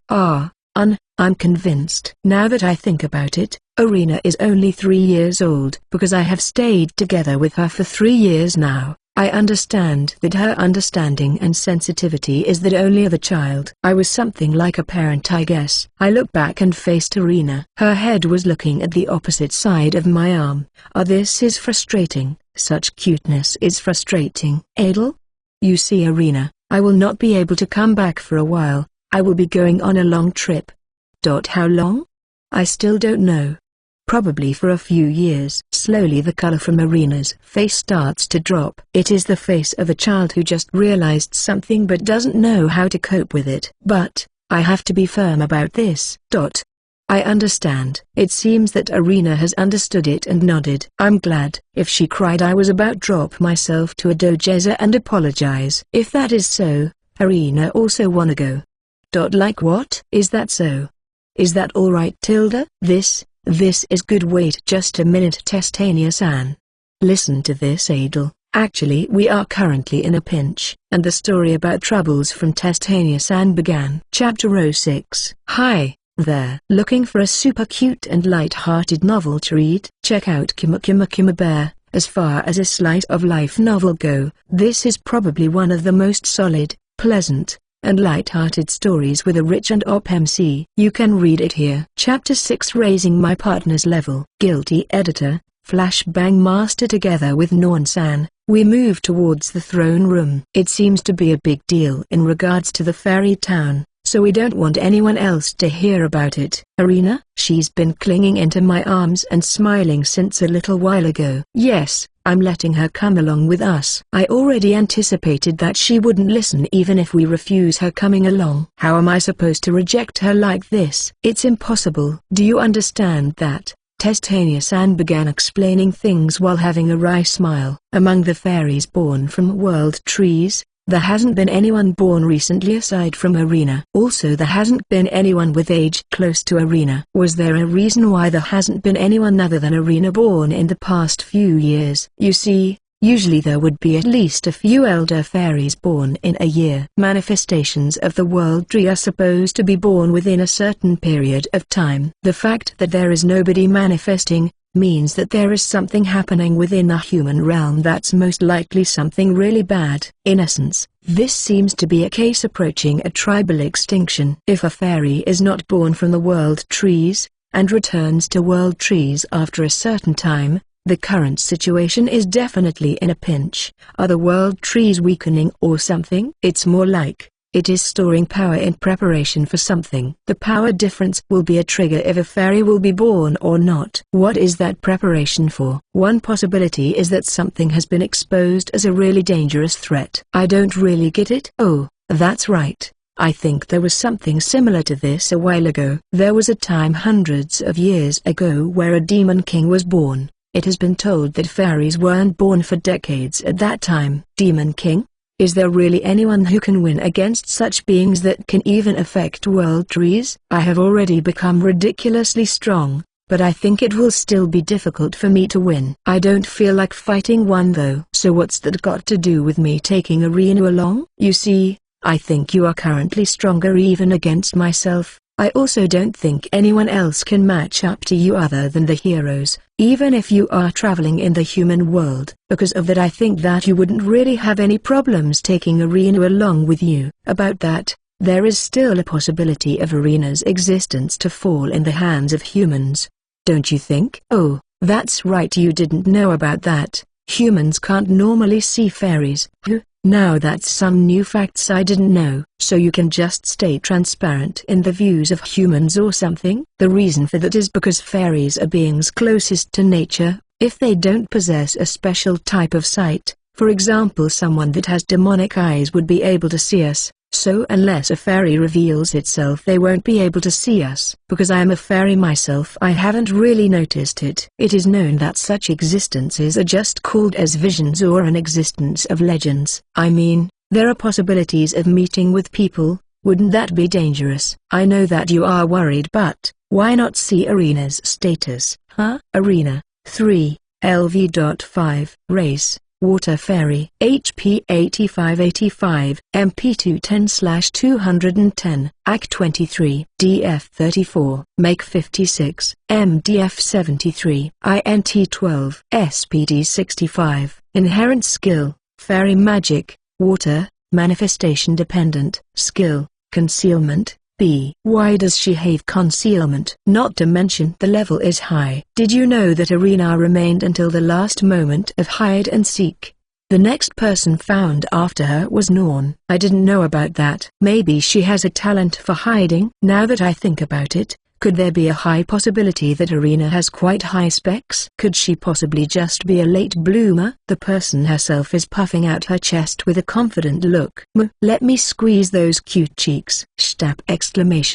Tilde. Ah, this is useless, she's too cute. And so, although it's not the main subject, I'd like you to report about the situation of the world during your trip. Testania-san takes out 2 elongated round bars. Such an incredible thing was handed to me. The size is around the palm size of a fairy. Fairy letters seem to be engraved at its center, and fine workmanship was also done to its surrounding. The materials used are of wood, and probably from the world tree. This is a communication magic tool created by the previous fairy queen. It was made with parts of the world tree and will be able to communicate with people that possess the same device. The magic power used increases as the distance from each device increases. If either one of us have enough magical power to activate it can't be activated. It can also be activated for at least 30 minutes.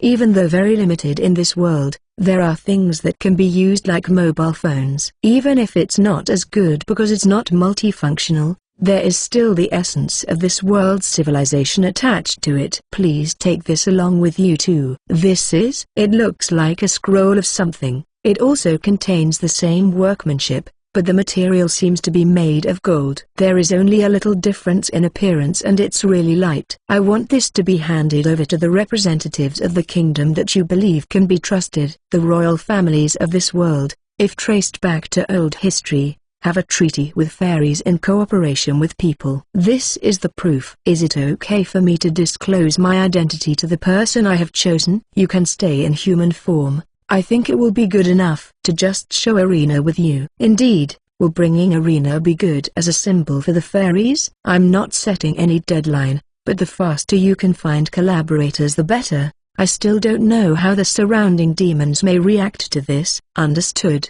I will try not to stay that far away as possible. Well then, Arena, I have agreed that you will be going with me on my journey, but we still need to prepare a few things for you before that. What did? Well, of course, power leveling. In order to keep Arena safe, I decided to raise her level. More specifically, I'll just let Arena hit it from far away, then I'll insta-kill it. It won't be close proximity battle. I will only let her throw stones or use fairy magic from far away. After leveling, are you going to bring me along? Of course. I'll take you to the end of the world. Don't you feel excited about preparing to go on a great adventure? Excited. Let's do it. I love you, Adel. Yosh. Let's get married, Arena. Is there a good chapel anywhere? Oi, wait a bit, you idiot. Oh, if it isn't Norn-san. Wait, why is she pointing a sword on my neck? Even though you're a fairy, you're foolish enough to ask for a concept such as thy dumb marriage. The shape of love has many forms even for fairies, right? You don't have to cry that out, you stupid person. Before you go on a trip,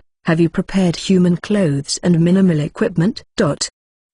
Having that look, it seems you haven't really thought about it. Then this will proceed faster. Let's go to that place. The place we reached was something like a warehouse. I know that dried meat, vegetables, and cereals are stored here. Why are we here?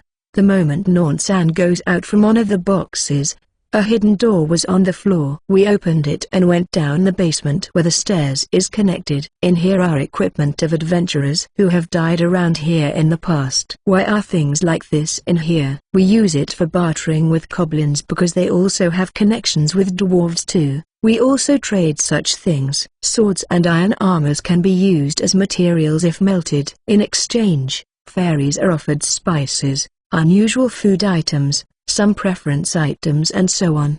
Because fairies are small, a barrel of spice would be enough for fairies to use for a couple of years. Goblins also haven't visited for the past 5 years, so I thought that I could spare some wares and let Adel use it when using humanization. It's just basic things since it is easier if you manifest things with fairy magic, right? Well, I guess so.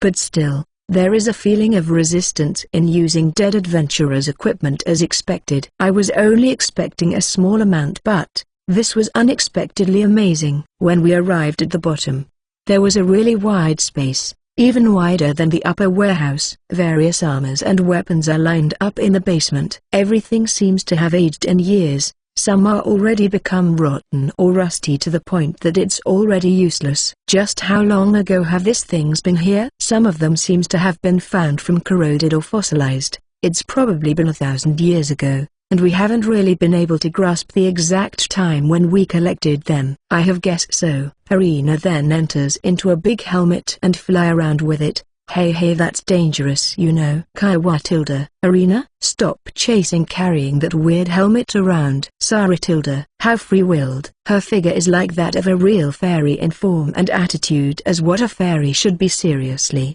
How nice. Norn-san. Well then, can you humanize for now and pick up things you would like to use? Do not forget to store quickly the things you like with space magic. We can't really resist our instincts as fairies. Even Norn-san has been enduring it. I better choose the things I want a little faster. It really is bad to endure it. After this, let's play with the 3 of us, alright? Well then, I don't have problems with light equipment. Let's choose equipment with metal pieces and leather to go with it. Now then, is there any good pieces around? There are some suitable pieces of metals here, maybe something like this. The quality looks good enough. That way, I pick up the necessary parts and quickly stored it. Keep storing it on my space magic. Incidentally, there also seems to be an inherent skill called item box separately from space magic, but the capacity seems to be incomparable. I have never been able to reach its limit. It was just too big. After storing a big dragon, I already stopped thinking about it. Wait. Now that I think about it, can't I use materials I got from demons? Because I have a lot of materials collected from demons. Let's try making armor from it. Mainly for arena. Using skin for cloth, I don't think attacks will easily pass, so there is no problem with using them. Opening parenthesis. Does that mean there will be a 3-size measuring event for arena? Oops, the nosebleed.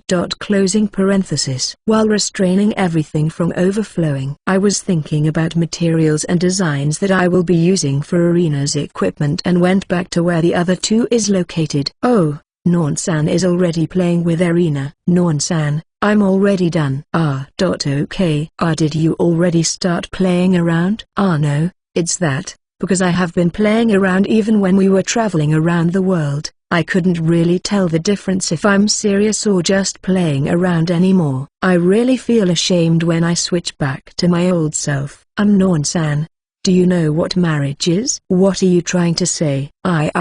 This is hopeless. Norn-san really seems to be a gap character. It's actually a bashful girl. Usually you see her as knightly in armor and seems dignified. The way she speaks also seems so dignified, that just shows just how much serious she plays her knight role. Moreover, she is strong. Such a person plays around just like arena. She's just pretty simple. Just like an innocent child. If you let Testania-san show such a gap like this, it will be a hat-trick achievement along with arena. I would really like to show it to everyone. Aren't you getting a little bit overboard? Return to sanity. Adel, why are you going away with arena? It's to make equipment for arena. That's why. This is something that must be done. While temporarily immersing in happiness, I completed Arena's equipment. In my previous life, I have been doing sewing on some of my part-time jobs. Now one of my wishes, that is to make beautiful girls' clothes, have been achieved. It kind of looks painful to look at. Aren't you trying a little too hard? I'm still fine, Tilda. I made her do one turn on the spot, and made various movements. There seems to be no problems in particular, and it makes me feel relieved. The equipment of Arena used various demon materials. The clothes were created from blow serpent's skin, processed dragon scales and turn it into armor, and a knife using its fangs. I think I made it well, because I do not have such processing knowledge. I used fairy magic and it made things really easy. It's just too convenient. Also, I noticed it later, that status is also affected by equipment. Arena 3,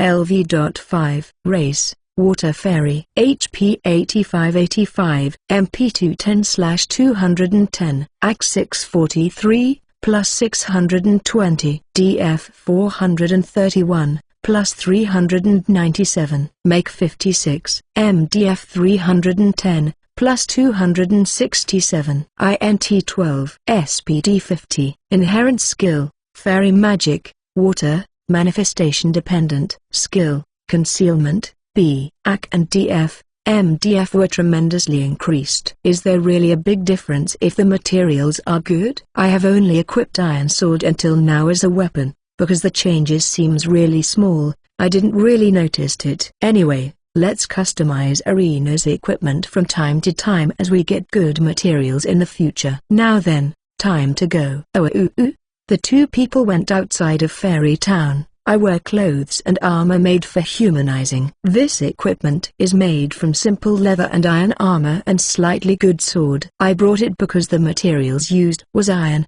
and the sharpness seems to be much better than others of same quality. Even if it breaks, I'll just use another iron sword from storage. Let's go. The first thing I found was a big hairy demon. It was breathing hard. Nameless. 17, LV.34, Race, Red Bear, HP 653/653, MP 55/55, AC 313, DF 527, Make 3, MDF 240, INT 3, SPD 389, Skill, Beast Fighting, C, Animal Hair, C, Fire Breath, D. Its appearance was a bear. However, the color is red. A demon I have seen for the first time. It seems to be specialized in defense, even though it's a bear. Is it going to attack using breath? Gawak. The red bear charged without hesitation when it found us. Because fire can be seen from its opening mouth, are you going to breath fire while assaulting? Young man, I have misjudged you. Arena, I will stretch a water film to prevent its breath. Please attack from above using water fairy magic. Sir. The moment I saw Arena jumping above, I instantly cast 4 attribute magic. Water splash, blow upwards, prevent everything. When I put my hands on the ground and chant, the ground split and created a wall of water. It was hit by the breath of the red bear just in time, but it couldn't pass through the wall and just turned into steam. Understanding that it was useless, it stopped for a moment. Gah! Arena's water ball raised a roaring sound and hit it. Because it hit its head, the red bear loses its balance and collapsed. I jumped after it and swing my sword towards its neck, cutting it until its bones without difficulty. The head of the red bear flew. I was surprised that it tried to counter me at the moment of my strike, but I have been too fast for it to follow. Good work, your power seems to have tremendously increased. Arena tried my best. She landed on my shoulders and looked up. She was stroking my face while I rubbed her head with my fingers. I stored the red bear after. Time to end this fulfilling situation, I guess. Well then, let's continue the hunt. After several hours, Arena's def and MDF exceeded 1000, so I decided to end the level raising. The level didn't reach 100, but it's already enough to be able to cope up with difficult situations. Hunted a lot, Tilda. That's right. We got plenty of meat today, so shall we make it a festival with everyone? Hey, There were still various things to do, but this pretty much ends the preparations for the journey. Later let's have fun with everyone to limit. A deep emotion flows through, and having Arena coming along with me,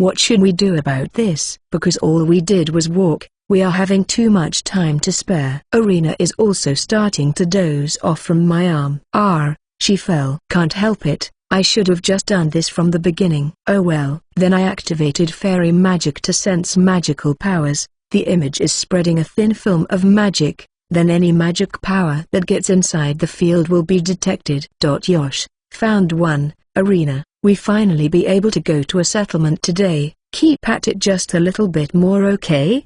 Hi. Then I started running for a bit. The mass of magical power I detected is now within my range of sense. For the time being, let's look for a good spot to see what's happening. Oh, there's people really? Arena's usual tension returned all at once. It's the first time for us meeting with a person from a different race.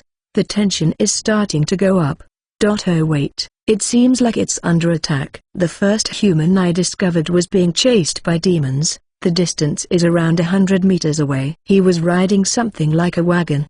Probably a merchant. He seems to be a young man. The demons chasing 6 bear wolves. Their size is as big as a bear, so it's quite intimidating. That person will definitely turn into their breakfast if this goes on. I just can't stay watching that. Let's help. Then we ask for some information after on. I dropped down my hood to cover my face and ran. It is a distance that I can reach in just a few leaps if it's only around 100 meters. I intercepted between the wagon and the bear wolves. To me who suddenly appeared, the young man called out with a loud voice. Just when did? An adventurer. No, I'm different, but I will be helping Thanks for the help. I then cast 4 attribute magic towards the bear wolves. Wind blowing through, become a spear and pierce through my enemies. 6 wind spears were created and moved at high speeds. The spears don't fly straight as it approaches its targets and then pierces their target close to their eyebrows. Only the last one from the back managed to avoid the spear and came rushing in. Its body is slightly larger from the other bear wolves, and its fangs are also longer. Is that probably their leader? Nameless. 12, LV.25. Race, Bearwolf. Middle. Leader. HP 245, MP 53/53, AC 128, DF 110, Make 35, MDF 41, INT 13, SPD 220. Skill, Swift Movement, D+, Beast Combat. I see. Is it because of that skill? It seems like it was a demon focused on speed, but then again try to dodge if you can. Jian, while raising a scream of doubt thinking that it should have dodged the wind spear, but then it was found lodged at the back of its head, and that also ended its life. There was really nothing to it. I can just freely change the trajectory of the wind spear. Everything's fine now. I called out to the young man riding the wagon. At first the man looks scared, but after noticing the corpses of the bear wolves behind me, he slowly breaks out into a smile. Amazing. Knocking them all down even though you're alone. Is really true that you are not an adventurer? What's an adventurer? Well, you see, I just came out of the mountains, so it would really be helpful if you can teach me about those things and many more. After a moment the man shows a relaxed face, took out his hand to offer a handshake. Alright, if it's information that you would like, I don't mind. I'm a merchant by the way. The name's Pad. Then again thank you for the help. By the way, why are you hiding your face? Please treat me well. I'm hiding my face so that I won't particularly stand out. I would really appreciate it if you don't delve deeper into it. Alright, understood. I took his offer and shook his hand. I will also be able to learn a lot of things, so that's good. This is probably alright for a first meeting. While traveling on the wagon, I've been receiving information that he knows adventurers by the are mainly people who subjugate monsters or explore dungeons. Sometimes they also do jobs like escorting merchants, mercenary works and other miscellaneous jobs. Most that couldn't find a job ends up as adventurers. It sure seems like a dangerous job. On the other hand, are you a merchant? Though you look young, can you really become one? That's how it is. Even adventurer can become one, you know, because merchants are being guarded by the guild. Even young people like are just doing fine. Bad lets out a wry smile. and moved his hands over the cargo behind us and raised the cloth covering it a little. Several boxes are piled up inside. These are vegetables. They came from the neighboring villages. When I opened one of the boxes, there are vegetables that I didn't know and some that I have already known and are separated by color. I see, so these are merchandise. Even demons would like to target such foodstuff. Then again, why didn't you hire any adventurers? Didn't you think of the probability of being attacked by demons or thieves? At first Pad was quiet, but then started talking about the situation. Do I really have to listen to the situation? Maybe I should just leave it as is. I'll still listen to it. Originally I hire adventurers regularly, and the vegetables also sells quite well. We even have enough money to hire adventurers with good parties. But recently it seems that most adventurer parties were being sent to a different request. It's getting quite empty here if that is so. How about other merchants? It seems that everyone can't get out of town. The guild master is still trying to negotiate with the feudal lord, but still hasn't received a good reply. Because I'm dealing with raw ingredients, I need to visit the villages that I have contracted, otherwise I won't be able to feed my family. I see. I was thinking of letting him guide me in the town, but there seems to be some dangerous air hanging over it. Maybe I should look it up when I arrive. That only as far as Pad have deduced. Well, it doesn't really matter that much to outsiders like myself, right? It seems that things are a little harsh, but then returning to the main topic. Let's talk about negotiations. Of course, you're a benefactor of mine. As long as it's not about money, I can probably deal with it. Because I gave you the bear wolves materials earlier, can you pretend that you haven't met me? Hi. He's making a face that says what the hell this girl is thinking. Is there any reason for it? I will move away, but that is until I escort you close to the town. You can say that I'm just a traveler who happened to walk close by and you're a merchant who just happened to receive monsters that were hunted by someone from somewhere and want to sell it. I don't have anything that will prove my identity, and it would really be troubling if get delayed being questioned by guards if you with me, right? This is also for me. I forged my status and normally they can't see Arena. But we can't be sure there won't be anyone who will be able to see. Once doubted, it will probably last forever. The possibility of being dragged also increases. It is in my opinion that we should reduce the risks as much as possible. What about Arena? Boring. It was cut down in a single word. But you know Arena, isn't safety important? Important? Then it's fine. What's wrong? Did say something? Sorry, I was spacing out. So how is it? About that? It's a request from my benefactor. I can't really refuse it. I also got the bear wolves. It's just that I'm a little sad about it. I would really want to give you hospitality along my family at my house. Hospitality. Human world cuisine. Additional request. NN?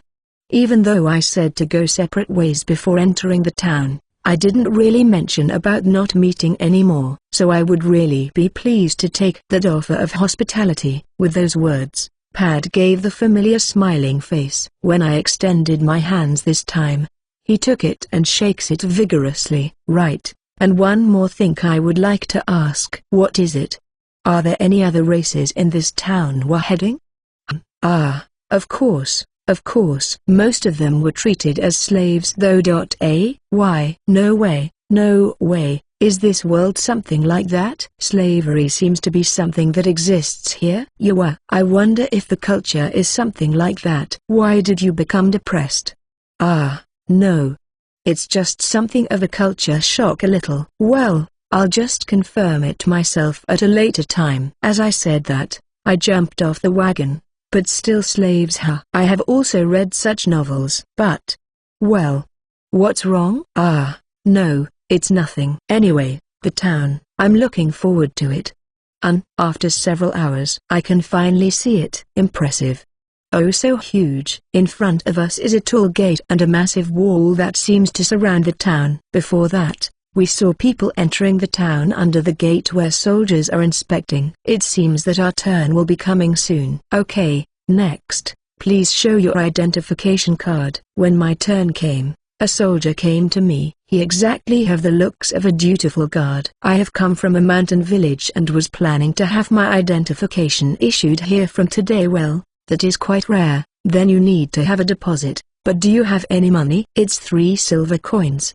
Hi, that sure looks quite old. Well, that's good. The money was something given by Testania-san after we left Fairy Town. It seems that it was something left behind by the predecessor queen who had been on trips. It was totally left aside because there isn't really anyone that uses money. I can't just use this indiscriminately because there isn't really that much. Not until I get some income myself. I won't ask you where you will get an identification. But you can return and get back the silver coins once you show an issued identification. Thank you. I will definitely return. You're welcome. And welcome to Havel. The first city arrived. What's the name of this vegetable? It's called Boltoko. This country is a production area. But you didn't know? It's chewy and really tasty. How about this one? Rotra is it? It's bitter and is used for making some bitter accent in food. And this one? It's the fruit of ribble. Although small, I accidentally burned my throat when mixed it up with some other things. Opening parenthesis so otherworldly. Closing parenthesis. Chapter 09. Hi there. Looking for a super cute and light-hearted novel to read? Check out Kima Kima Kima Bear. As far as a slice of life novel go, this is probably one of the most solid, pleasant, and light-hearted stories with a rich and op MC. You can read it here. Chapter 9. Adventurers Guild. We have moved from the gate. Seeing that there are a lot of wagons parked, this place seems to be the departure area. After arriving at the plaza we have seen a lot of stalls, and most of them are selling food that can be carried by hand. It gives off a feeling that it was set up for adventurers or people with a light diet. I also found a stall selling meat skewers, so I decided to buy some and give it a sample taste. Arena, you're drooling. Oh, upsie tilde. Mom, could you give me 2 meat skewers please? Right. Oi you aren't a familiar face. The lady greeted me with a lively smile. As expected, she seems to have understood the situation. I am a traveler. I'm currently planning to travel around the world. Ha ha ha, such an interesting young lady. Here you go, it's 8 copper coins for 2. Thanks. Here. Thank you. Please do come again. I didn't ask if what kind of meat this was, but the meat is oozing with a juicy looking oil and have a really appetizing smell. The sauce also gives off a really good scent, and for the taste, a bit chewy and has a really good texture. I wonder what kind of meat is this? Adel. Adel. I know. Here. As I passed through the alley near the plaza, I removed a few pieces from the skewer and put it inside my hood. Since the space inside the hood is enlarged, I didn't worry about it getting dirty. Is it good? Foo-foo, isn't it? Now then, I'd like to get my identification card issued when I came to this town, then freely move and earn money by being an adventurer. Then again, if I want to prioritize safe, being a merchant also isn't that bad.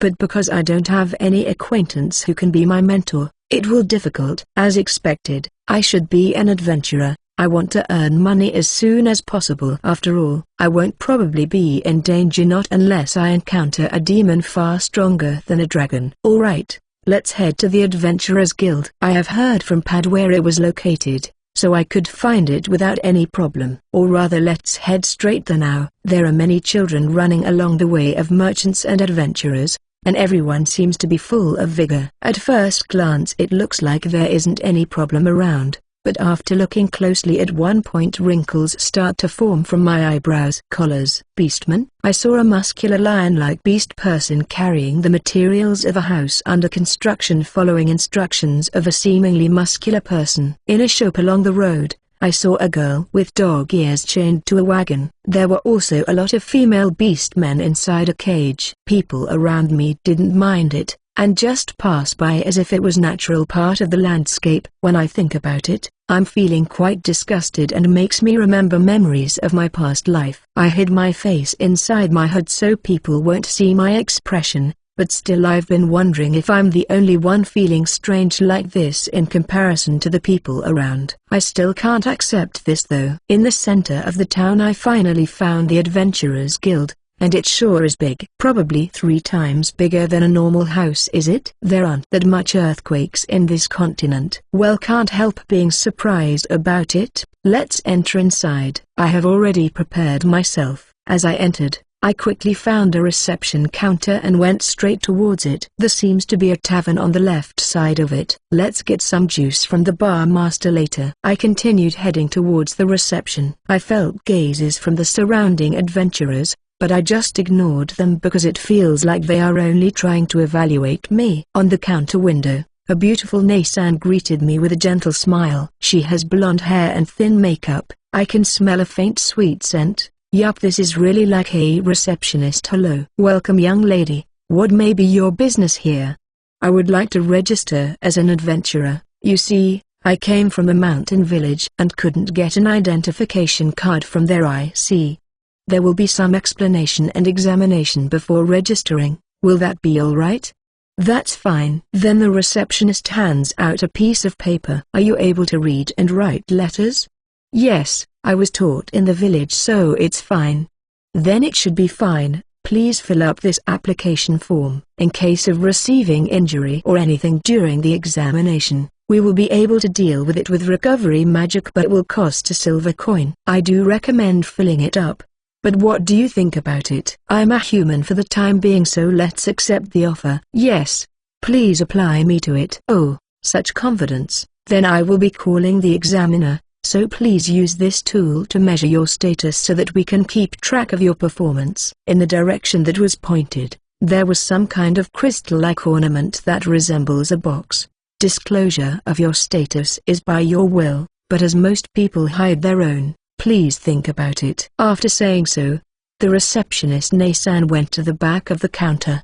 Well then, let's do this. There are things I'd like to try, and then I placed my hands on the crystal. After that, the crystal started to glow. I detected a small amount of my magical power being taken. Then a copper-colored card came out from the empty slot in the box. I see, so it has that kind of mechanism. Adel, 15, LV.7, race, human, HP 260, MP 140/140, AC 73, DF 30, make 56, MDF 67, INT 81, SPD 54. Skill, Sword Arts, D+, 4 Attribute Magic, D, Cooking, C+.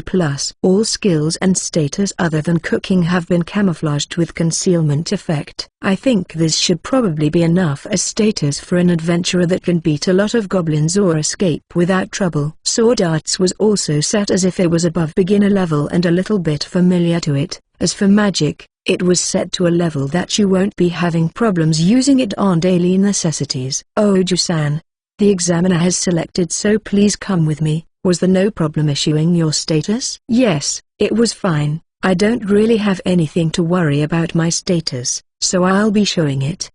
Are you sure about that? Then here, we will be keeping a copy with the guild. Then let us proceed here. Where our Brota was at the basement of the guild.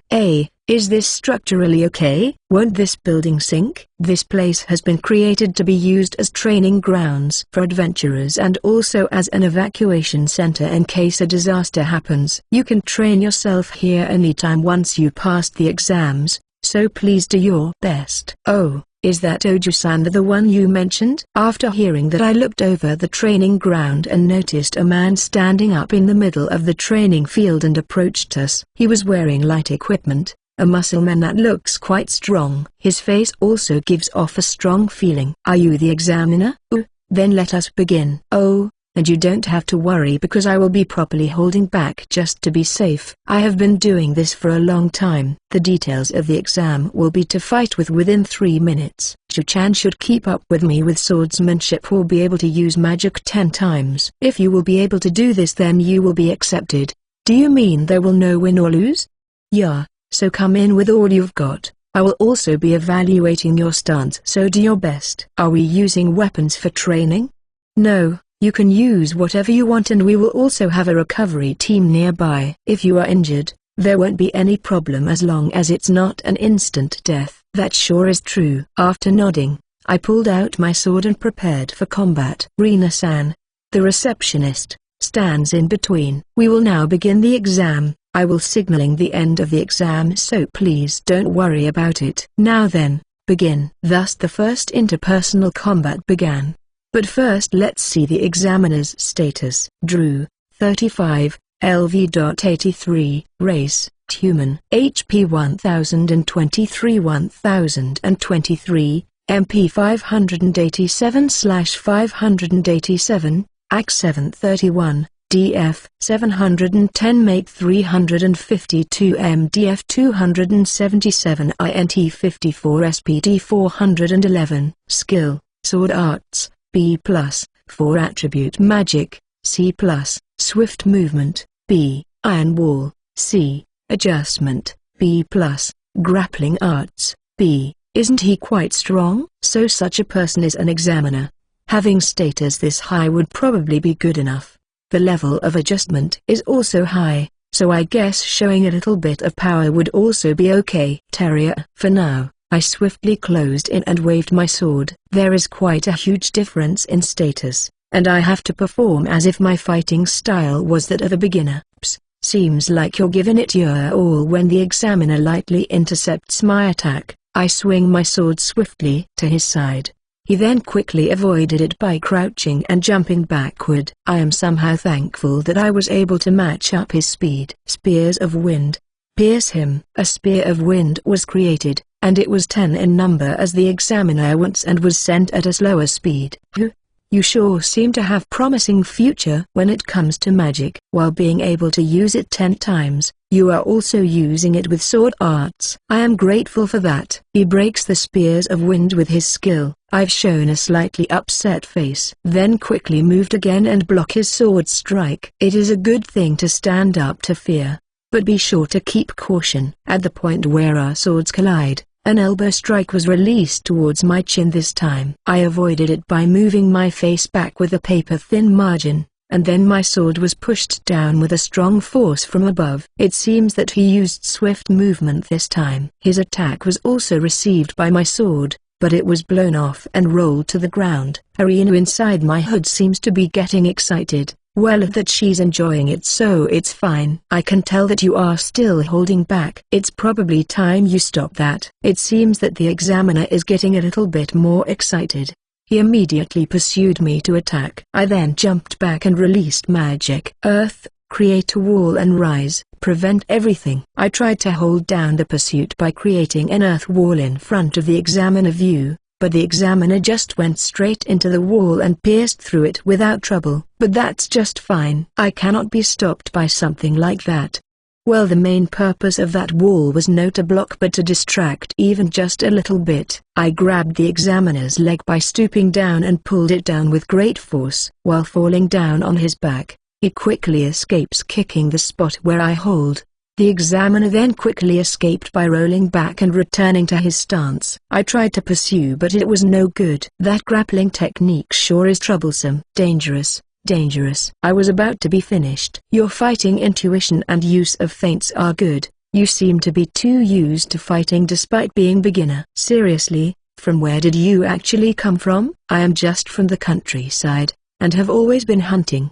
I see, I'll take it as that. That's the most convincing reason I can think of at the moment, and it's good that he is seemingly convinced. Now then, since in the current situation the attacks seem to have stopped, for let's just keep up the clashing to give off a good impression. It should be about 2 minutes now. This should end soon. Okay, stop. That's it for now. The 3 minutes has passed. The times have ended just at the time our swords clashed. As soon as the examiner breathes out, he faces me as a response and offered for a handshake. It's a draw. I still have more status in comparison, but when you level up you'll definitely be stronger than me. I'm Adel. Thanks for that. It seems that I have successfully passed without troubles. Well, I'm just pretending most of the time though. For some reason Drew-san is trying to look inside my hood. Congratulations, Adel. By the way, I'm Rena. I'd like to thank you in advance.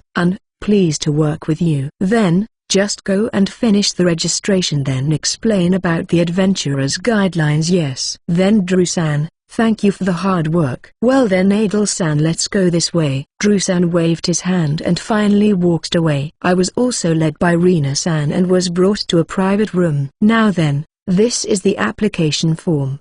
I received it and filled up the items quickly. Name, age, hometown, good point, feats, etc. I have certainly received it, thank you. Now then, to explain the regulations for beginner ranks, please.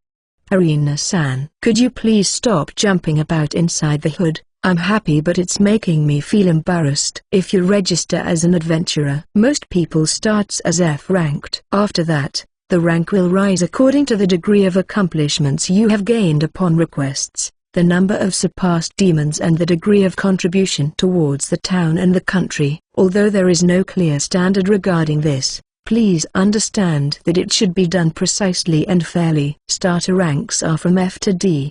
Promotion to C rank will also have an examination, so we recommend that you raise your level and skill continuously. Starting from C rank is called intermediate rank, and ranks are divided as CC and C+. Higher ranks after this are evaluated the same way and would need to take an examination. As the rank goes up, as achievements pile up. Do you have any questions from this point? I'm good, please proceed. Yes, then, beginner rank adventurers have various restrictions. One is that they have to at least do one quest within a month. Any quest will do as long as they can accomplish it. Since subjugation requests for goblins and wolves are issued at any time, the number of subjugations for it doesn't really end. Then we go to requests, which are divided into continuous request, designated requests, and urgent requests. The suppression of monsters in the surroundings will always be requested, which belongs to continuous request. As I said earlier, designation requests includes escorting merchants and harvesting materials like medicinal herbs. This is popular with adventurers of rank D, and urgent request will be announced if a disaster has occurred. Please do note that all adventurers are obliged to participate without exception during these times. In addition, since penalty fees may be set when taking a designation requests is not accomplished, please think before taking one yourself.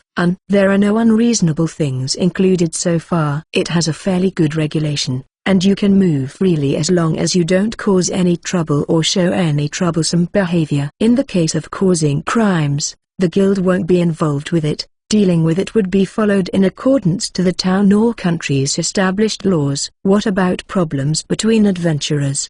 Since the basics of it will be classified as just a fight between each other, the guild won't necessarily intervene, not unless something else is involved. Fighting will not be considered as a crime and it just all end up as self-responsibility. If you ask for recovery, you will be charged with regular fees. In other words, please judge with one's own individual morals. I guess that would be fine. Since we will now be processing the card, please stay and rest for a bit. I understand. Kei.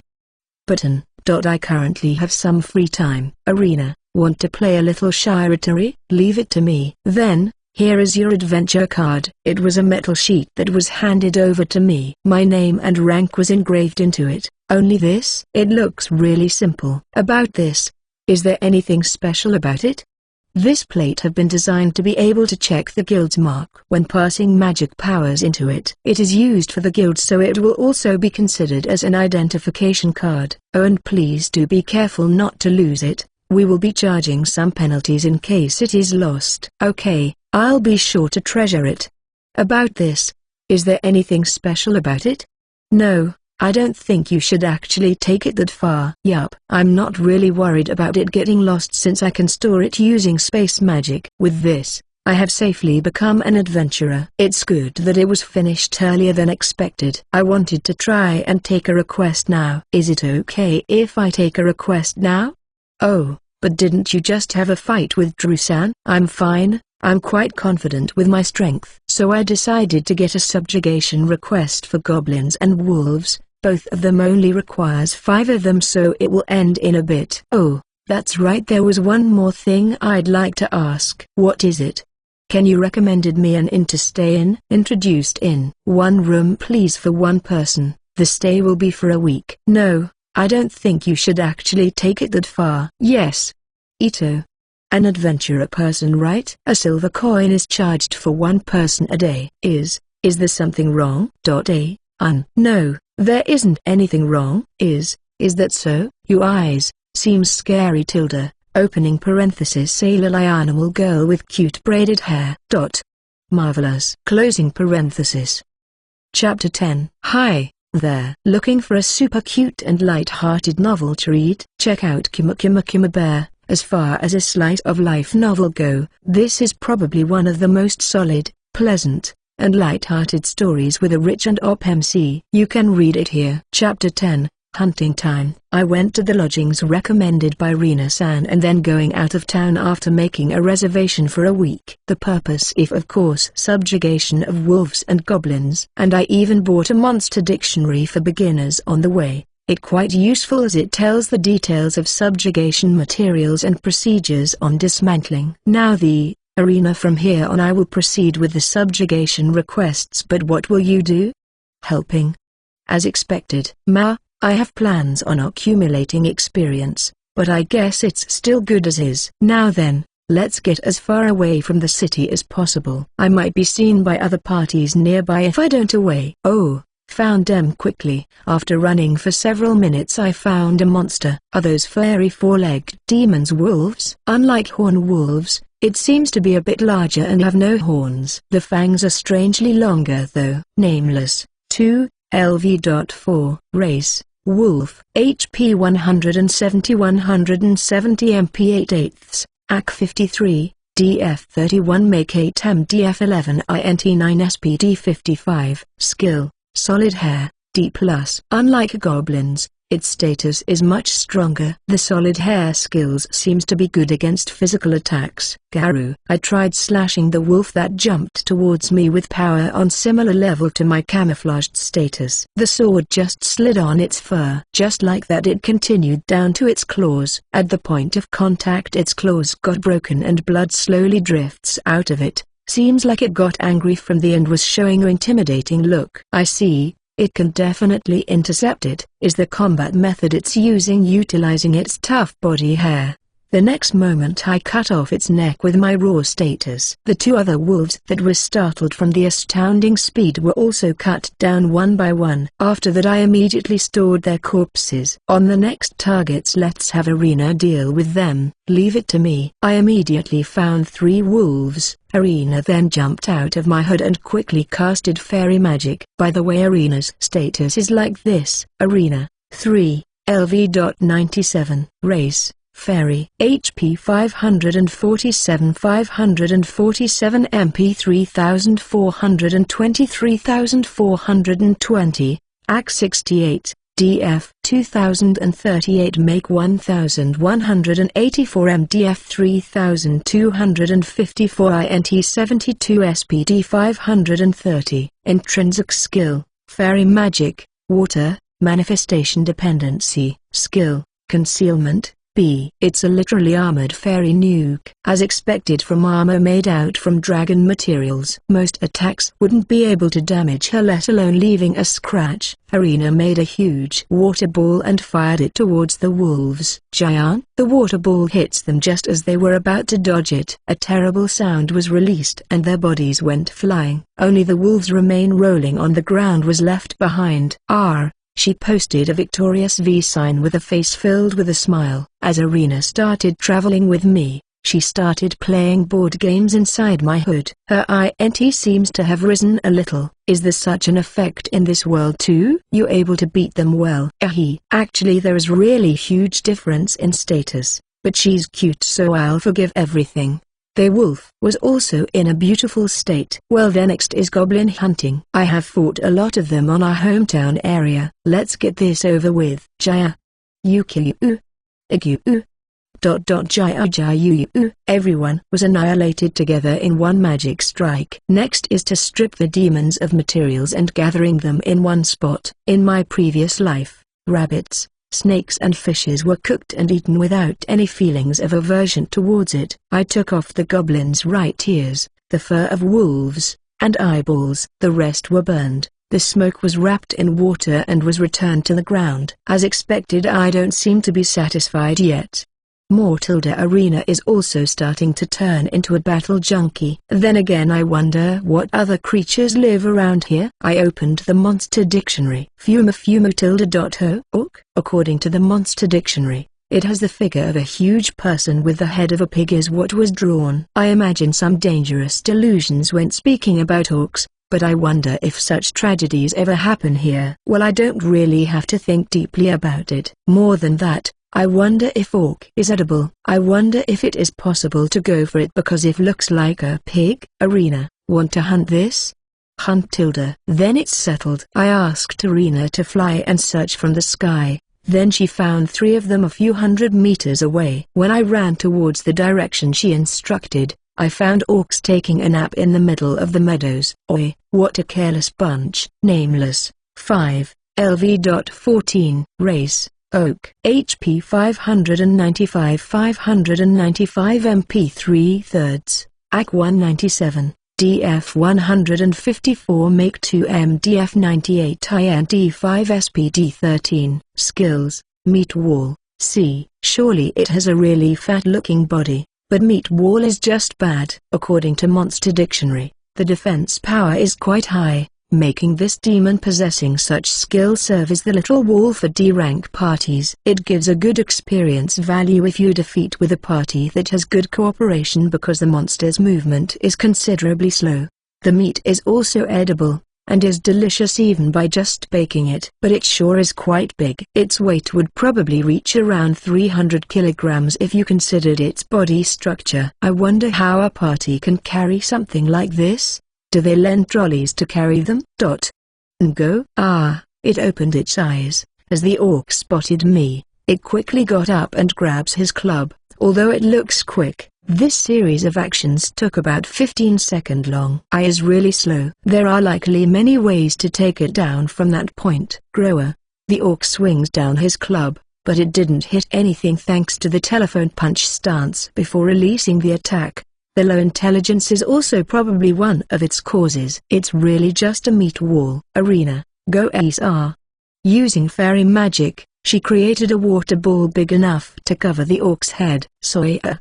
She threw it like a baseball player's pitch. Was it really necessary to move like that? Then the water ball hits the orc's head directly. Then the water stayed in place and didn't scatter. In other words, the water ball clung onto the orc's head, cover all of it, even his face. The orc struggles to scrape off the water off his face with his hand, but the water wasn't moving, continues clinging to its face and was just slipping through its fingers. At the end of its struggles it just dropped down to its knees and fell down. Then to finishing it with a water spear, it convulsed for a bit and stopped moving. The other 2 woke up from the noise of the fallen orc. Knowing that one of their companions was killed, they came rushing towards us in a fit of rage. Blade, rip them off at my will. When the blade of wind passed through their neck, the orc's neck fell while giving off a dumbfounded face. In this way, even with only the head, it was already big. It was too much for the hand to carry. Well,